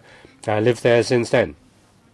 I did not return home to live with my husband. The shelter, the refuge center only provides short-term accommodation. The social worker suggested that I live in a single-person hostel, but it was only a short-term service. I was asked to rent a private subdivided unit, but I am not able to pay the rent. I am really under severe pressure. I cannot sleep, and I know that victims know from other members of the refuge center that I can apply for conditional tenancy. The social worker said that domestic violence victims who are now working on a divorce process and who do not have and who doesn't have children with her would not be eligible, and the conditional tenancy would only be available for those who have lived in Hong Kong for more than 7 years. So what's the point of having conditional tenancy? Next, Ms. Chen Shiying of the Democratic Party. Thank you, Chairman. The number of family disputes, family violence, domestic violence, and sexual abuses have been increasing. The government says that things are improving, but what we see is that there are still many problems, and the government has not done enough. Victims have no way to turn to help.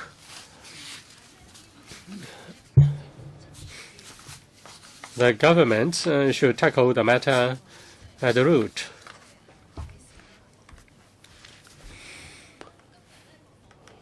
The issue before us is an important issue. It's about providing shelter. It's also about providing housing assistance.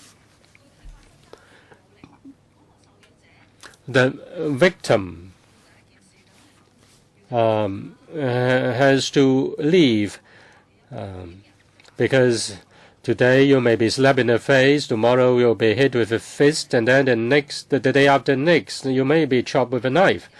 So one has really to escape for one's life. Therefore, one representative said that someone slept in the street. Now, even if one doesn't, one may even have to sleep in the staircase. This is a very serious matter. When a victimizer, when a victim asks for help, the center may say, the refuge center may say there is no place, and the victim feels hopeless. There's a need, therefore, to increase the number of places in the shelters or refuge centers. Those who suffer from domestic violence or who suffer from sexual violence should be given a place in a shelter. And there is a need to enhance the conditional tenancy arrangements. The housing department may say that they have not enough units for those waiting for public housing. How can they get more units? The housing department dare not tell us the number of units available for conditional housing. They deal with it flexibly. That means none. When you need it, they say there is none. It's all about planning. The Democratic Party therefore proposes that the government has to plan its land use. A certain number of units should be earmarked to deal with domestic violence. Say there is a GIC site. How many shelters, how many places shall be provided for the shelter or refuge center? In building public housing estates, shouldn't the housing department consider providing a refuge center of a certain size that can be dealt with from a planning perspective? Thank you. Next, Ms. Rachel Gandley of Pathfinders Limited. Good afternoon, Chairman and Subcommittee members. My name is Rachel Ganley. I am the Research and Development Fellow at Pathfinders. Pathfinders is a Hong Kong charity. We ensure that the most vulnerable children born in Hong Kong and their migrant mothers are respected and protected. To date, Pathfinders has helped close to 3,200 babies, children and migrant women in Hong Kong. Women experiencing domestic and/or sexual violence approach Pathfinders either during their employment as a foreign domestic worker or after the woman's employment has been unlawfully terminated by the employer for the sole reason that the woman is pregnant.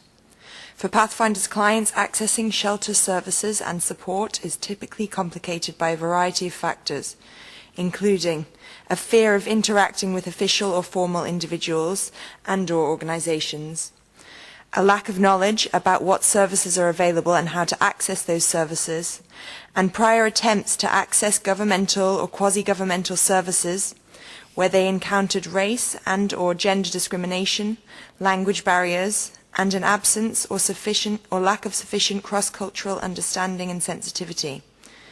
Pathfinders would like to see those developing or providing shelter services recognizing and responding to the unique situation Pathfinders women and children face. Specifically, increased government interdepartmental and intergovernmental collaboration, communication and cooperation. This is crucial given the multidimensional issues our clients face, including immigration, homelessness, financial difficulties, lack of access to medical care, possible or pending criminal charges, the absence of a support network, and mental and other health issues. Increased knowledge within the migrant and foreign domestic worker communities of the services that are available, the terms on which they are available, and how to access them. Much more can and should be done in this regard, not just within the migrant community, but also amongst employers, consulates, employment agencies, and NGOs. Language and cultural characteristics of migrants, foreign domestic workers and their children need to be considered and services and programs developed and tailored appropriately. The discrimination that these women and children experience is in part due to a lack of understanding of their cultural and linguistic needs. Sensitivity training not only for service providers but also for all officials who come into contact with these women and children. And finally, where a foreign domestic worker, for example in the recent case of Irwiana, lodges a complaint of domestic or sexual violence against her employer and/or a connected party, the government should relax or waive the live-in requirement pending completion of the police investigation and prosecution. Additionally, they should develop alternative safe shelter options for this interim period specifically for foreign domestic workers. Thank you. Okay, thank you, Ms. Ghani. Thank you. Next, Ms. Bonnie Leung of the Civic Party. At the start, the chairman has made a very important point in terms of provision of shelter to the victims of sexual violence and domestic violence. That was the third time. On the 9th of February, I was present. On the 9th of March, there was another discussion, and I watched the internet discussion. And we now have the third meeting, but the government has not come up with any new ideas or new suggestions. The social workers are like NPC delegates. They interpret the law themselves. This is not the first time I heard it. At the previous meeting, some also explained how the social workers interpret the law. Say, for example, some victims of domestic violence, they have been waiting for months or years, and they still don't get housing because the social workers will have to wait for a lot of information. Say, for example, to get your income proof, get the proof that you don't have anywhere to live, and you have to prove that you have approached a real estate agent and you can't find suitable accommodation. And then if you face tremendous psychological pressure, you have to wait for a medical report. These are not my words. Someone said it last time. And let's refer to the report from the government. Today is dated the 1st of April. Paragraph 8. It says that the SWD has already devised procedural guidelines. Social workers will assess the criteria and processing procedure in the applications and deal with the cases objectively and professionally to ensure that there is consistency and assessment yardsticks. There are people who sit here to tell you that they encounter actual difficulties, and the same officials just reply with the same words. And last time, the chairman said, would you consider making public the guidelines for dealing with compassionate housing? And the officials who said that told us that they would look into it. Well, is it really state secret that they can't make it public? And after they've looked into it, and paragraph 11, it says the SWD will consider enriching their leaflet information by including information of their guidelines, and they told us they will look into it. And now they said that they wonder if they are still considering whether to include the information in their leaflets. Please let me finish. I heard from the ladies in front of me and beside me. They are actual cases. They are sufferers of domestic violence. They don't have anywhere to go and they feel helpless. I don't know whether your heart sank, but you have the power. You are officials. You don't have to wait for pathfinders to find us a path. You are government officials. You have the power. You should find a path for the victims. Thank you, Ms. Leung. Next, Labour Party, Ms. Ng. Good afternoon, Chairman.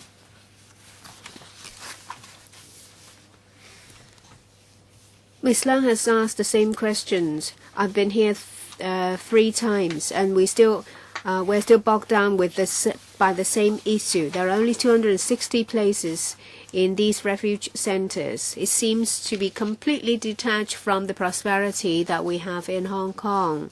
What are the difficulties in increasing the number of places in these centres? How difficult it is, I don't see it. I'm not talking about a 5-star refuge centre. It's just a basic accommodation. This is the 3rd meeting, and you've heard from us that there is an urgent need, but there is no progress. You need to pick up your pace. And the first person talked about elderly abuse. I understand that people's lives are busy, and sometimes it takes more than one family to provide what an elderly person would need. Is it the case that there is inadequate facilities in these elderly care center? If it's possible to have the elderly people move to these elderly care centers. It will be of great help to these families. I see that there are lots of primary, secondary schools being closed, and there are vacant school premises. They can be turned into whole-day, half-day elderly care centers. I see that these vacant school premises have been let out to pro-Beijing, pro-government groups to run schools and education centers. There are premises available to be turned into elderly care centers. And some people told me that starting from 1997 and 1991 there was the conditional tenancy. And as you have heard, that social workers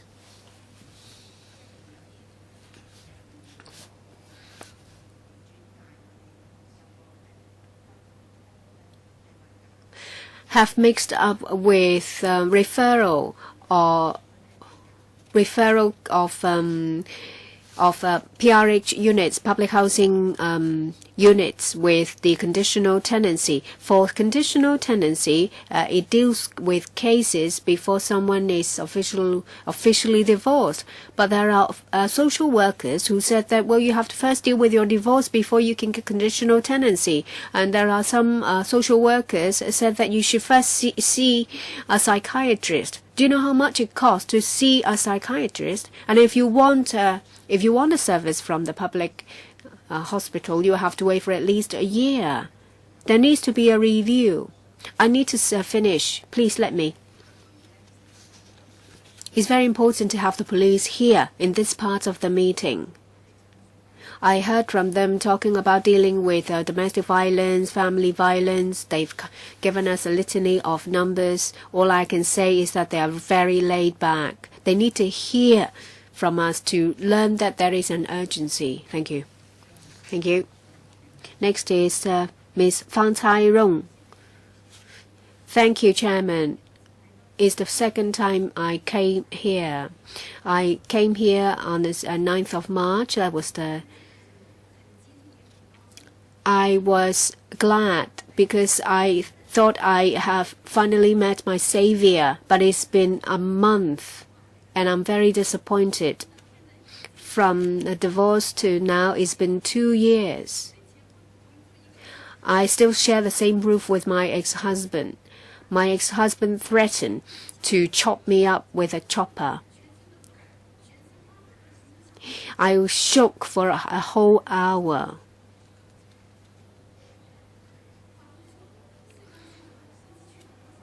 I've been to the Social Welfare Department and the Housing Authority many times. I was looking forward to be here, but it's been a month. The social worker told me that the housing department has been dealing with my case, and I called the housing department. It says that there is no vacant unit. You have to wait. There are many people in front of you, and they are all very urgent.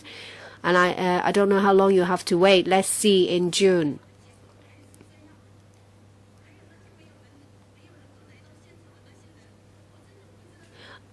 I don't know how the government deal with our cases.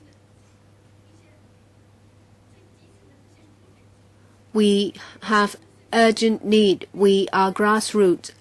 I can't sleep in peace. I live in fear. I'm on the verge of a nervous breakdown. I'm exhausted. I can't control my emotions. I tell myself that I have to be strong and I will get there.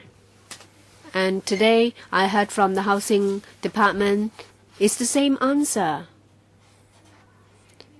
Do you have to wait till there is blood shed before you deal with my case? I still can't get a proper reply. And there was a similar case. She's also divorced. She got custody, and she's still waiting for housing. Every time she went to the housing department, it was the property manager who dealt with her case. I don't know what went wrong with the government. I don't know how the government officials feel. You're not moved at all after hearing the plight we're in?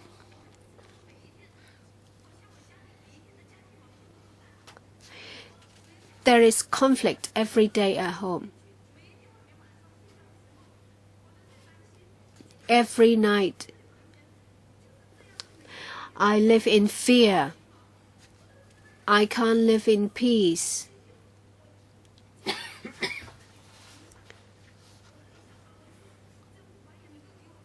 I want an answer from the housing department, from the government.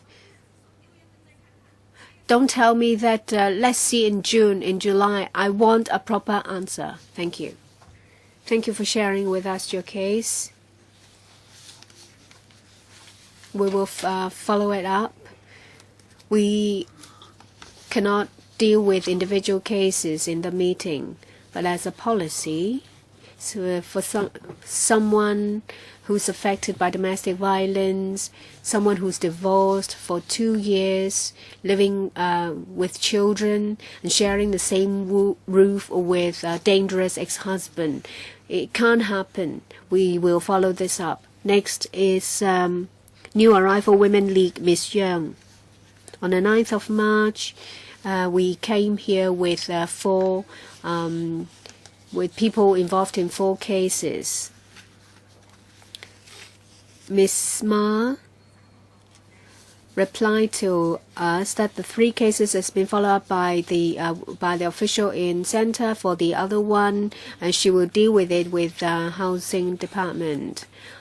I wonder why I would get such a reply. We were here with the 4 cases. Today we have Mr. Ng and Mr. Feng. I gave you 4 cases. You said you would follow them up. I've been waiting and waiting. I've been chasing you. And I was told that it was Miss Feng. That's one case. She got a reply from the social worker that there is nothing we can do because you're already divorced. And the housing department would reply to you, and the housing department said there are a lot more urgent cases in front of you. There is one case. You said that Miss Lee, the victim herself, should deal with the housing department herself. And a call was made to the social worker, and I talked to the social worker as well. The social worker said that the officials don't know the difficulties that they are in, the frontline officers are in. There is nothing we frontline officers can do. Well, if she gets custody, then the housing department will give a unit to her. There is nothing we can do. We can only provide emotional support, but she says she has no emotional problems. But the victim told me that she had nothing to do. There is nothing she could do. The social worker said that the woman has moved out from the refuge center, is followed up by the family and child protective services unit. And there is one case, the person is still living in C's, and that person is still seeking psychiatric help. And she hasn't been here for 7 years, and the social worker has been saying that it's, well, you haven't been here for 7 years. Social worker, the social welfare department said that they are following this up, and the social worker told the victim that you can't come to us because we can't help you. Well, if you can find a psychiatrist and say that you're crazy, then it will work. And there is one case, the woman's pregnant. And I've been talking to her social worker. The social worker said, I don't know what I can do. If I get her a PRH unit, I may lose my job. So, how is the case referred to the Housing Department. Mr. Ng, you said they will only take 2 months to resolve the issue. But who is responsible for referring the letter to the Housing Department? And who is to deal with that letter in the Housing Department? The property manager said that I'm only responsible for the estate. I can't decide on allocation of flats. So please answer my questions. This will be followed up by my colleagues too. Wong. And finally, Ms. Wang Shui-san of the Caritas Family Crisis Line and Education Center. We are just repeating several major points. We have the view that there's a need to set up a shelter for different groups, the Cs, and also the FCSC will accommodate male victims, but this really limited. There are many violent domestic violence cases in which a family has to be accommodated. As for the FCSC, there were 16 cases of single men and 26 families accommodated. We really have a real need to accommodate people who have a real need, and also in particular males, and also families, and also victims of ethnic minorities and victims of sexual minorities.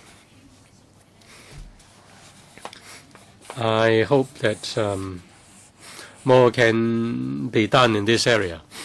As for the crisis centers and the refuge centers, the SWD may play the role of a coordinator. Say if a refuge center or a crisis center has accommodation rate of 80% or more, then can there be a certain notification system so that the centers can have better communication and some space can earmarked for those who have urgent needs. As for housing assistance, many groups have already spoken on that: compassionate housing, conditional tenancy, or rent assistance, so that victims can live in the private units. There should be better planning and better arrangement.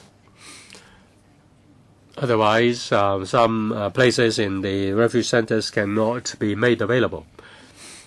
Cases are getting more and more complicated. Some frontline social workers may have difficulties in handling cases. We need manpower, we need resources. You need to add more manpower and resources to the crisis centers and the refuge centers. We work round the clock. We have 3 shifts. We have to work 3 shifts. As for the FCSC, we make known our address, and during non-working hours, we really need to attend to people who seek help. Thank you, Ms. Wong. Thank you very much for coming and for telling us your situation. I'll give, before the administration replies, I'd like to say something. There are several special groups: the foreign domestic workers, the ethnic minorities, and the sexual minorities. We intend to have separate discussions in respect of these minority groups. And we've heard that males may have the need and families may have the need. We will consider following that up as well. Yes, the Undersecretary, Mr. Seo. I thank the groups for once again giving us valuable views. You may think that there is no progress, but in fact we have worked hard to respond to your demands. Now, You are concerned about the number of places, the inadequate number of places of the refuge centers. You also want to enhance the service given to the minorities. And you're also concerned about compassionate rehousing, the appeal mechanism, and also transparency of the whole process.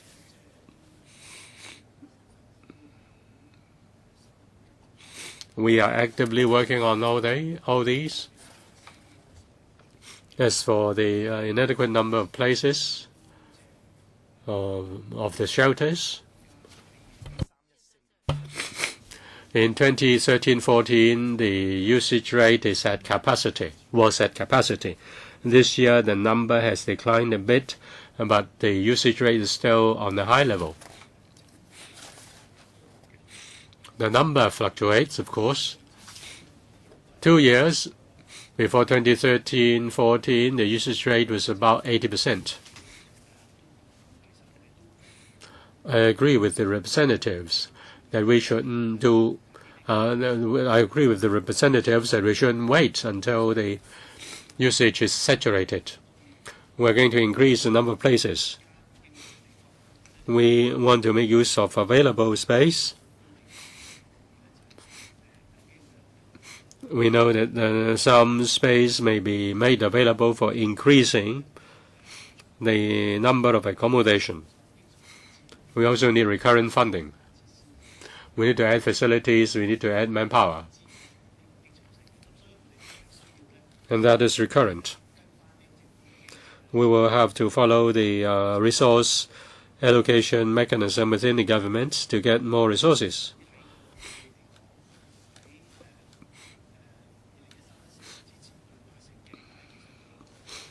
The usage rate of 80% even before 2013-14 was still on the high side.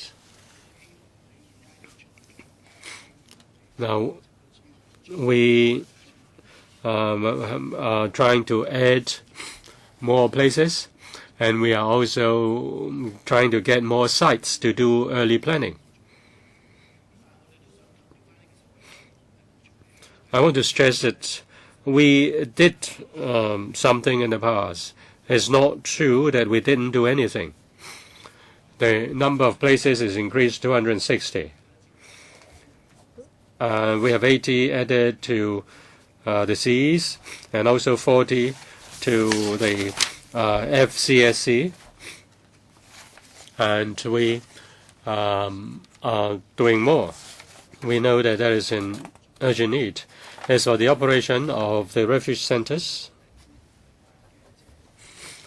on the 1st of April, the SWD met with representatives of the refuge centers, and we'll continue our discussion. We'll continue our discussion with other NGOs as well. We'll try to enhance service. I hope we can continue to work together. After there is any specific suggestion, we can seek for more resources. As for compassionate housing, the 2,000 units every year earmarked for compassionate rehousing is just a reference. According to our experience, the number has been more than 2,000. Sometimes it was 2,700. With regard to enhancing transparency, enhancing training, improving the appeal mechanism, we'll continue to discuss with you. In terms of our policy, we don't impose any cap on our frontline social workers. They should look at the needs of the applicants. Yet, I have to stress that housing is very precious public resource, and many people are waiting for public housing, and we can only provide housing to those who have genuine and long-term housing needs. We can continue to discuss the ways of enhancing training of frontline social workers. But please do have confidence in the frontline social workers. They are professionally trained and they are willing to provide help.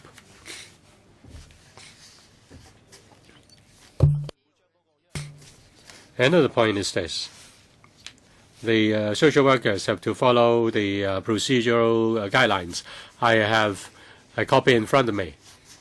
If you are a social worker, you know that.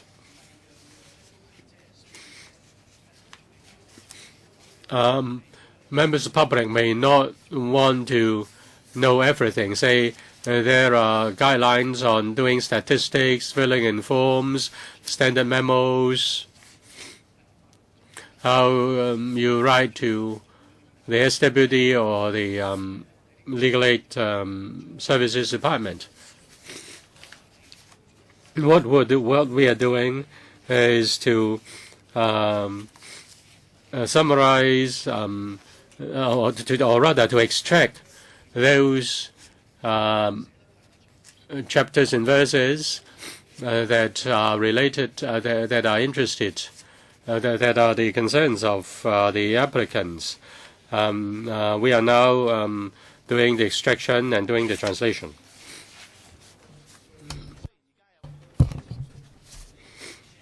And now there is an appeal mechanism in different departments, and generally you can appeal to the district social welfare officer. In our civic society, there are many channels of appeal, and we do receive appeals from time to time. The Director of Social Welfare does as well, and we also receive cases referred to us by members of the Council. We need to enhance transparency. We need to balance that with efficiency. At the end of this, at the end of April, SWD will work with the HK. We will meet with this HKCSS. There are social workers dealing with domestic violence who assist in applying for compassionate housing. There are also applications from those who have medical needs assisted by the medical social workers. We would like to listen to your views, and it's difficult for us to discuss each and every case. But after the meeting, if you bring the case up with us, we'll look into the case and see where the problem is, including the point made by Mr. Fu. Somebody is still living in the sleeping in the street. We'll try to improve the situation.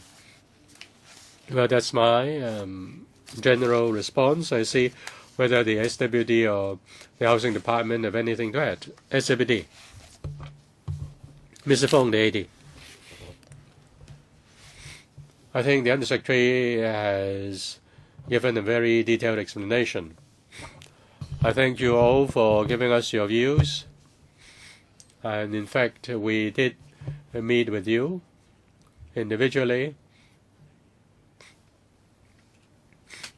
Say, for example, we'll arrange with a meeting with Tommy and also with the police.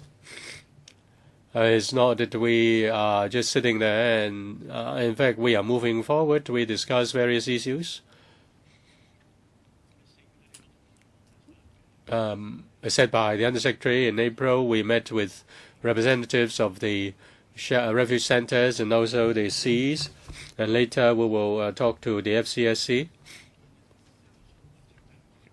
In fact, you want us to conduct a comprehensive review. We agree with you. In the short term, as Chairman knows, it's difficult to find sites, but we hope that we can find some readily available space for us to increase the number of places. In the long term, we need to find sites, and we also need to do quite a lot of planning. We will actively seek resources. You know, it's a big challenge as far as seeking sites are concerned. When we go to the district council to get sites for shelters or refuge centers, we have to be very sensitive. Yet we will be very active in dealing with that. Now we only have 260 places now.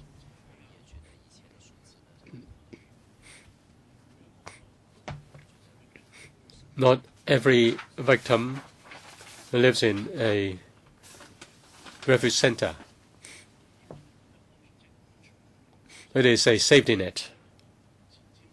And we should be forward-looking, and we should be better prepared. Of course, we will try our best to get resources to do better.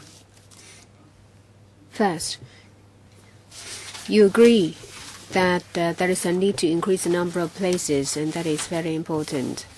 And you need to liaise better with the service users, and that is also a good thing. But when it comes to transparency of guidelines, the whole process, appeal mechanism, the number of places to be increased, when and how, I know that these are not easy tasks, but we will hear more from members. But before that, Mr. Well, we have a number set aside for compassionate housing, but that is only indicative. It's not a fixed number. No matter what the number is, as long as there is a genuine need, we will allocate compassionate housing when the cases are referred to us from the SWD. But the thing is, it only stays at 2,000 in the past decade, but the number of domestic violence cases has increased from 2,000 to 6,000 or 7,000 nowadays. And you said that this is for reference only, but the SWD has taken it very seriously. And that is one of the things we're worried about. And lots of members would like to follow up, but we only have just over 10 minutes. The lucky thing is that the room is not occupied after us. So if you agree, I will use my power as a chairman to extend the meeting by 15 minutes. So this will be extended to 4:45. I hope officials will stay with us. I hope sufficient time will be given to members to ask questions. 4 minutes each. Ms. Emily Lau, I thank you for the 4 minutes. I thank the deputations and individuals to come. I want to tell you how important you are, because next door there is a discussion about ATV. I choose to stay here instead of asking questions of Mr. Greg. So I want to tell you that we are all very concerned about the issue. Last time, in the Finance Committee special meeting for the budget, Mr. Ying was here. He's the director of the Housing Department. What he said was exactly the same as what Mr. Ng said. But, well, for the Social Welfare Department, you need to fix a job to give your seal of approval before anything else can be done. And just now, the deputy chairman has made it out as if, well, he really meant business. I hope that is to take place. Well, perhaps the cases can be referred to the Complaints Division of the LegCo for the Secretariat to follow them up. I agree very much with what Mr. Le said, that we are a pluralistic society. That is Miss Leung, actually, from the Hong Kong Federation of Women's Centres. So whether you are from ethnic minority, sexual minority, people with disability, your cases will be dealt with properly. Chairman, I agree with you. When it comes to foreign domestic helpers, last week there was a meeting, And now a large group of NGOs, professors of universities, and lawyers, they had met on the 25th of this month. There will be a meeting, a roundtable meeting in the Hong Kong U.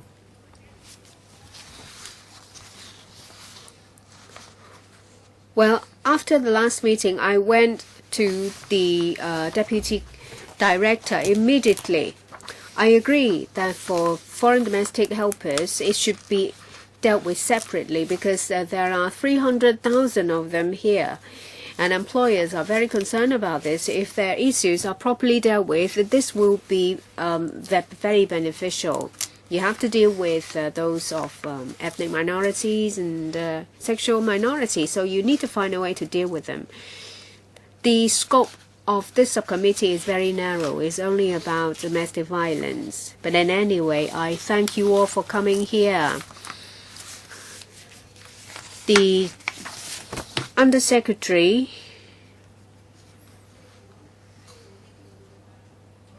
told us that they would do more. They would increase the number of places in refuge centers. You all now have his telephone number. If you encounter any problems, go to the Undersecretary. And if failing that, you come to me, Emily Lau. I don't want you to suffer for another 5 or 10 years. Let's hear from the Undersecretary. Mr. Xu. I agree with Ms. Lau.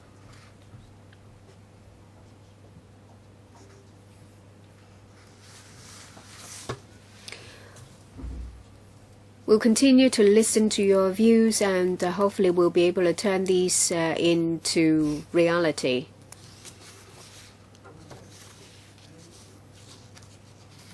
Any other members who would like to ask questions before I conclude? Mr. Albert Ho. A short question, seeking a short answer. I thank all these groups for their work over the years. Otherwise, the administration would not agree to increase the number of places in refuge centers. But still, there is not enough. The utilization rate has reached over 100%, and a lot of people have been turned away. And that is something that the assistant director said that I think rather unpalatable. Well, about refuge center, can you give me more information?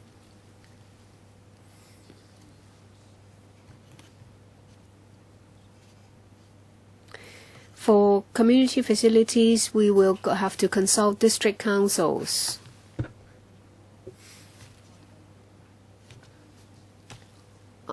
Well, our experience is that our work has been very successful.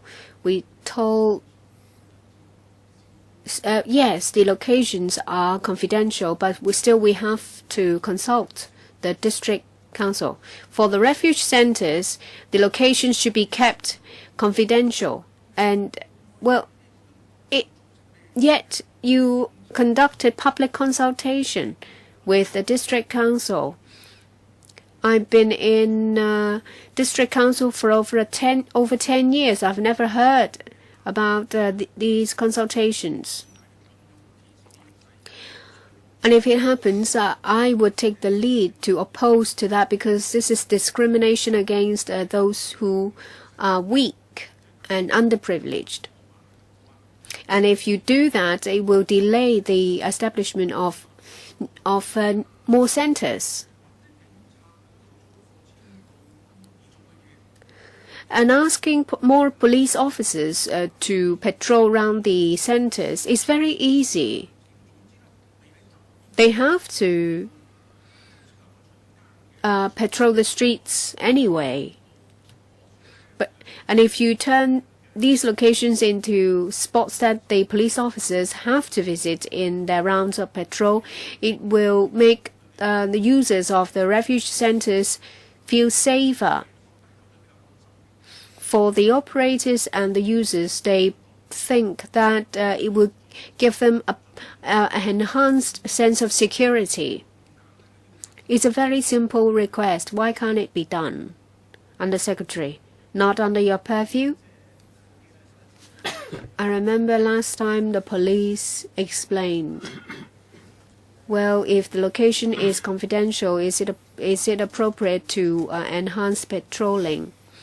And they said that they have to take into account the general law and order situation of the area. And I've heard that groups have raised this again, and I will forward the view to the police.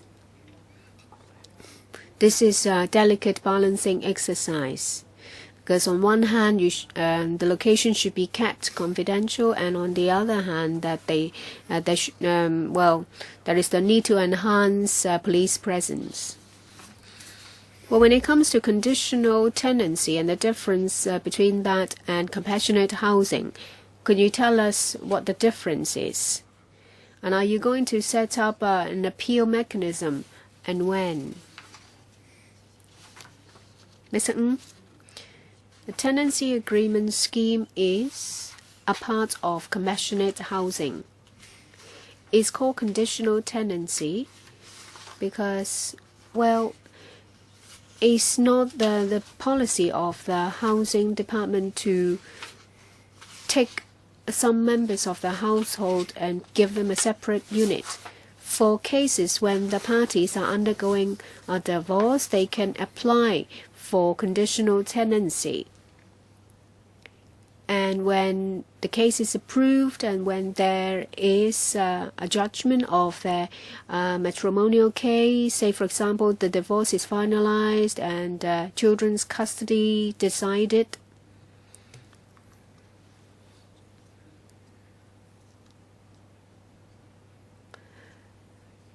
then the social welfare department will ask us whether the people who are living in conditional tenancy should be moved to compassionate housing. So it gives you flexibility. These are for cases when the parties are undergoing a divorce. What about domestic violence cases? For domestic violence cases, when the victims have moved out to refuge centers, very often they are thinking about whether to go ahead with a divorce. And of course, when it comes to domestic violence, there is a degree of seriousness. For cases that are not as serious, then maybe social workers can help, but we're talking about serious cases. Well, if they've decided to go through with the divorce, then they will apply to conditional tenancy.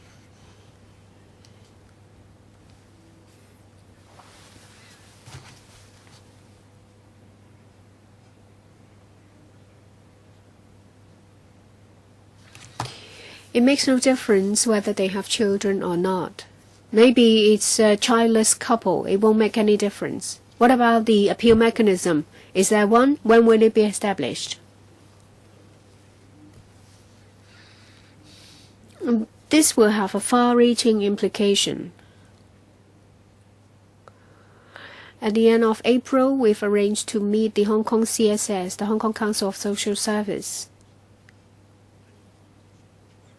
Because apart from NGOs and the Integrated Family Services Centers and the SWDs, a lot of the units under NGOs can deal with cases related to compassionate housing, say for example medical social workers. So we have to take all these into account before we decide on the appeal mechanism.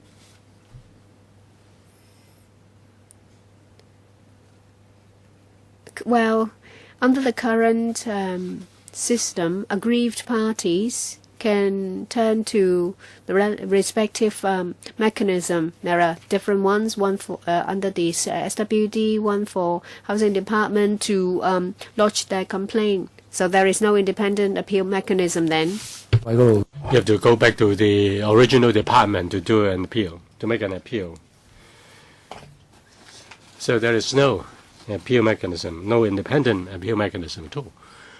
Ms. Helena Wong.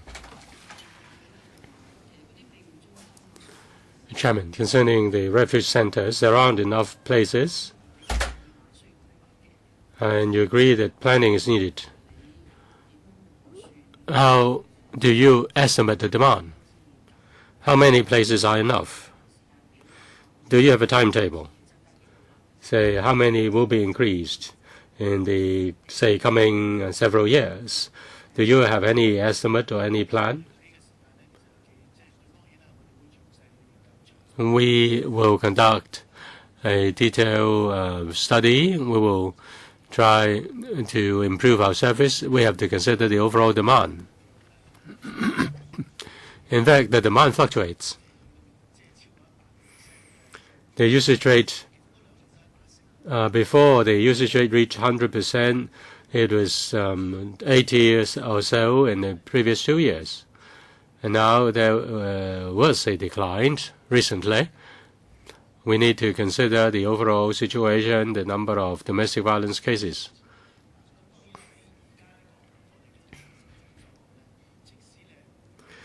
Even if the usage rate declines to 90%, we need to plan ahead. As said by the AD, we need to provide safety net. We agree that we should increase the number of places now, and we are looking for sites. If we see that the usage rate is on the high side, on the high level, for a long period of time, then we need to build more. Now we are trying to get recurrent resources also so that they can keep pace with the increase in number of places. Although we don't have any specific plan, we hope that in the near future, new resources and new places can be provided. But can you tell us the actual number? It depends on how many places can be added to the site. There should be at least 20 to 30 new places, but we need to find more space. Concerning the sexual minorities and cross-genders, they may also be victims of domestic violence. They may need new places. So are you going to provide accommodation for homosexuals who are victims or homosexual victims? Or you just put everything into the same, everybody in the same center, or maybe in the same center but on different floors, if they are ethnic minorities or if they are sexual minorities. That's why we have the SWD talking to the NGOs. If places can be added, there will be greater flexibility. Say some independent units may be accommodating both male and female users, but if say the male or the female users can be transferred then to some other places, and there can be greater flexibility. As for the modus operandi, I think the SWD can talk to the NGOs. They will also have implications on the use of resources. Mr. Chen Chih-chun. Thank you, Chairman. I have to thank the concerned groups for giving their views. They are not here for the first time. Many has come before. They come on many occasions, probably because they have not got any answer, or they even have more questions. I want to follow up on the question raised by the sexual minorities. The sexual minorities ask for a center that is specifically for the sexual minorities, and we have not heard any strong views against this proposal among the social workers. Has the SWD considered that? If it cannot do it, what's the reason? And also tell us your difficulties. I also want to follow two issues up. First, the violent concern group, ethnic minorities representatives can join that. Chairman, you agree that there can be two. Concerning the reporting mechanism, the homosexual groups do not know how to fill in the forms. Even if I grant your argument, is there any way to help the homosexual groups so that they know how to fill in the forms and make reports or declarations? As said by the Undersecretary, when there is an increase in places, we will have more room to deal with the changes and fluctuations. Now, there has been some development, and demands have changed. In fact, we talk to the social work sector regularly. It's not that we had a discussion because we have to meet you today. We meet with the social service sector or social services sector regularly to deal with matters of common concern. Now, since we are aware of the special needs, we may need to consider accommodating that if we get resources. It's better to provide service according to different categories. But if there are more integration, then there will be a better mutual understanding so that people will not be just cabin group and they are only looking inwards and they only know their own problems. But we will look at that more carefully.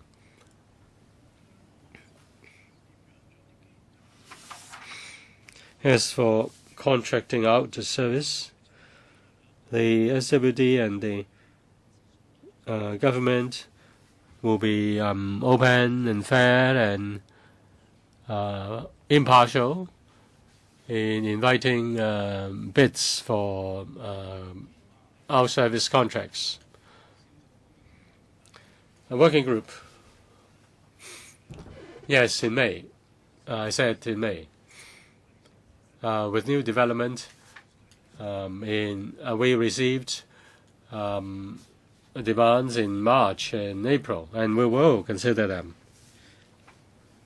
We will consider the formation of or the structure of the committee, and we'll try to maintain a firm balance.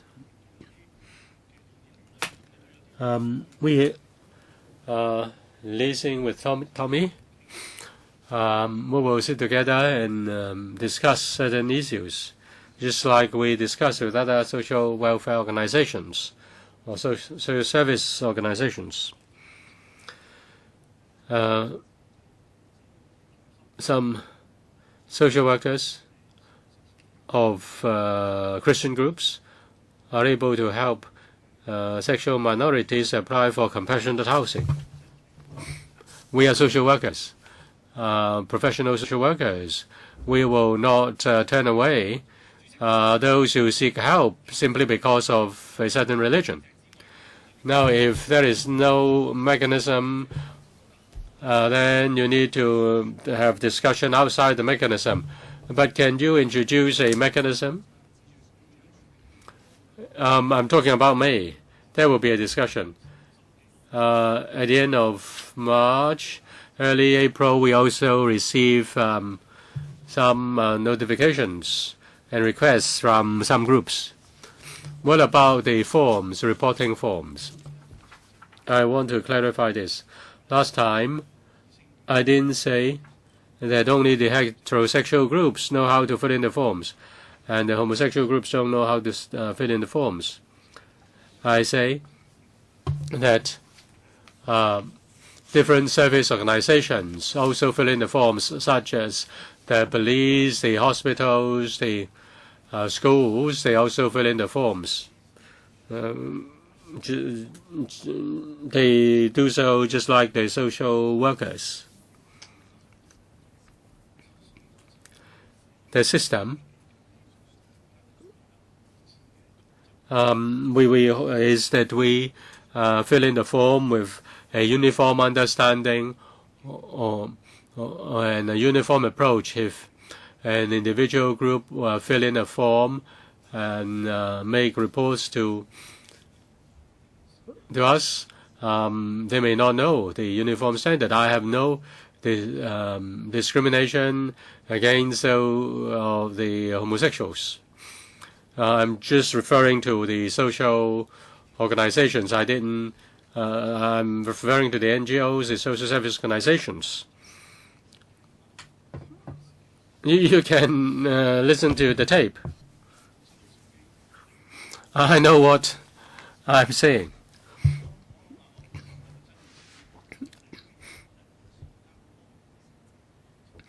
With regard to filling in the forms, the service providers will fill in the forms. That's the principle of the system. Many questions have been raised, as we have, as we did at previous meetings, and yet we do not have many answers. It's good for the departments concerned to contact the stakeholders. The contact is not just with, shouldn't just be with the service providers, the users, and also the advocating groups also have their own perspective. As for the refuge centers, there is a need to increase the number of places in the refuge centers. There is a need to increase the quantity. Should that be increase in places, or should it be increase in places specifically for certain groups? What the planning should be? In fact, we expect some specific answers from you, but there is none at present. Now, there should be a timetable, there should be a planning process, and it should be transparent so that everybody can participate.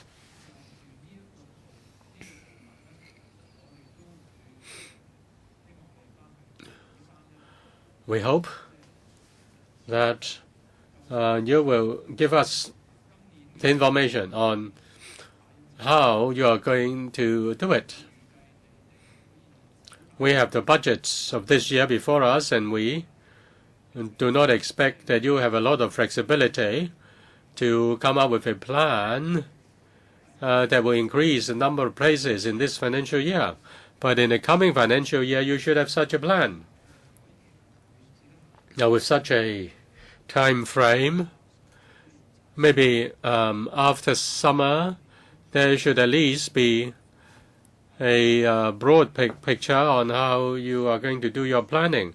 What are the demands and what are the spaces available for public participation? As for transparency, whether it's compassionate housing, rehousing, or conditional tenancy, there are guidelines. But the Undersecretary said that people are not interested in the rules and guidelines. They will find these things confusing. But if members are not interested, members of the public are not interested, this subcommittee is interested. If members are agreeable, then I will ask the SWD to give us a copy of the guidelines. And the guidelines will the guidelines made available to us will make the whole process more transparent. The service recipients and the stakeholders will be more informed.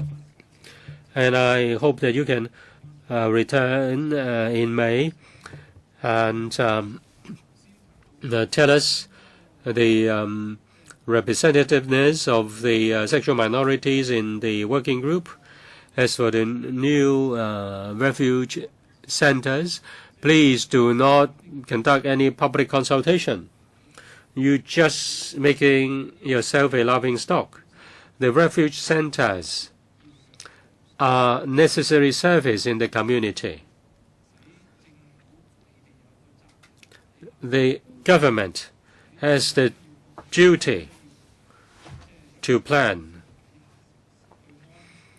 and you should arrange for the service, and there is no need to do any consultation. When you do the planning, you may, of course, you will have to inform the service providers. Otherwise, such information should not be put before the councils. And we really don't need you to consult us on the whereabouts of these centers. Hi. Yes. Just one word. Okay, be as quick as possible, Ms. Ng, to be followed by Ms. Liu. Will the name of the subcommittee changed? Because I've heard this new term of family violence. And this is a subcommittee on strategy and measures to tackle domestic violence and sexual violence. And I heard this new term family violence. Should you change the name of the subcommittee? Well, there is no such thing. No such thing as family violence under the law.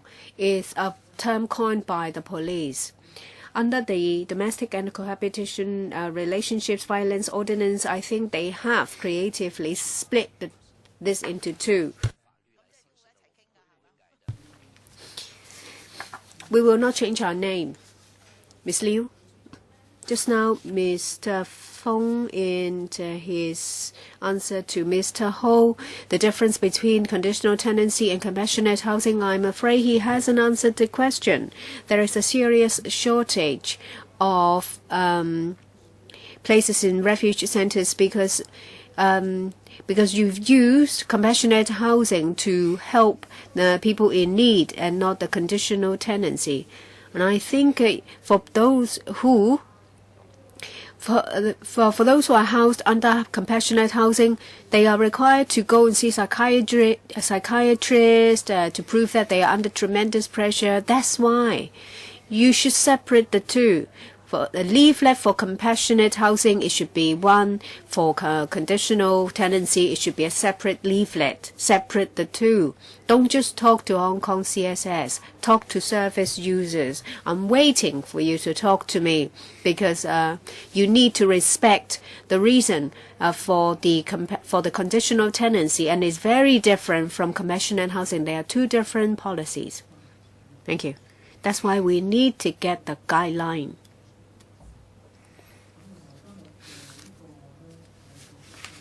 Well, there are some cases that are urgent. As Ms. Lau said, that it can be dealt with through the complaints division of the LegCo, through individual legislators, for the cases to be followed up. Meeting adjourned. Thank you.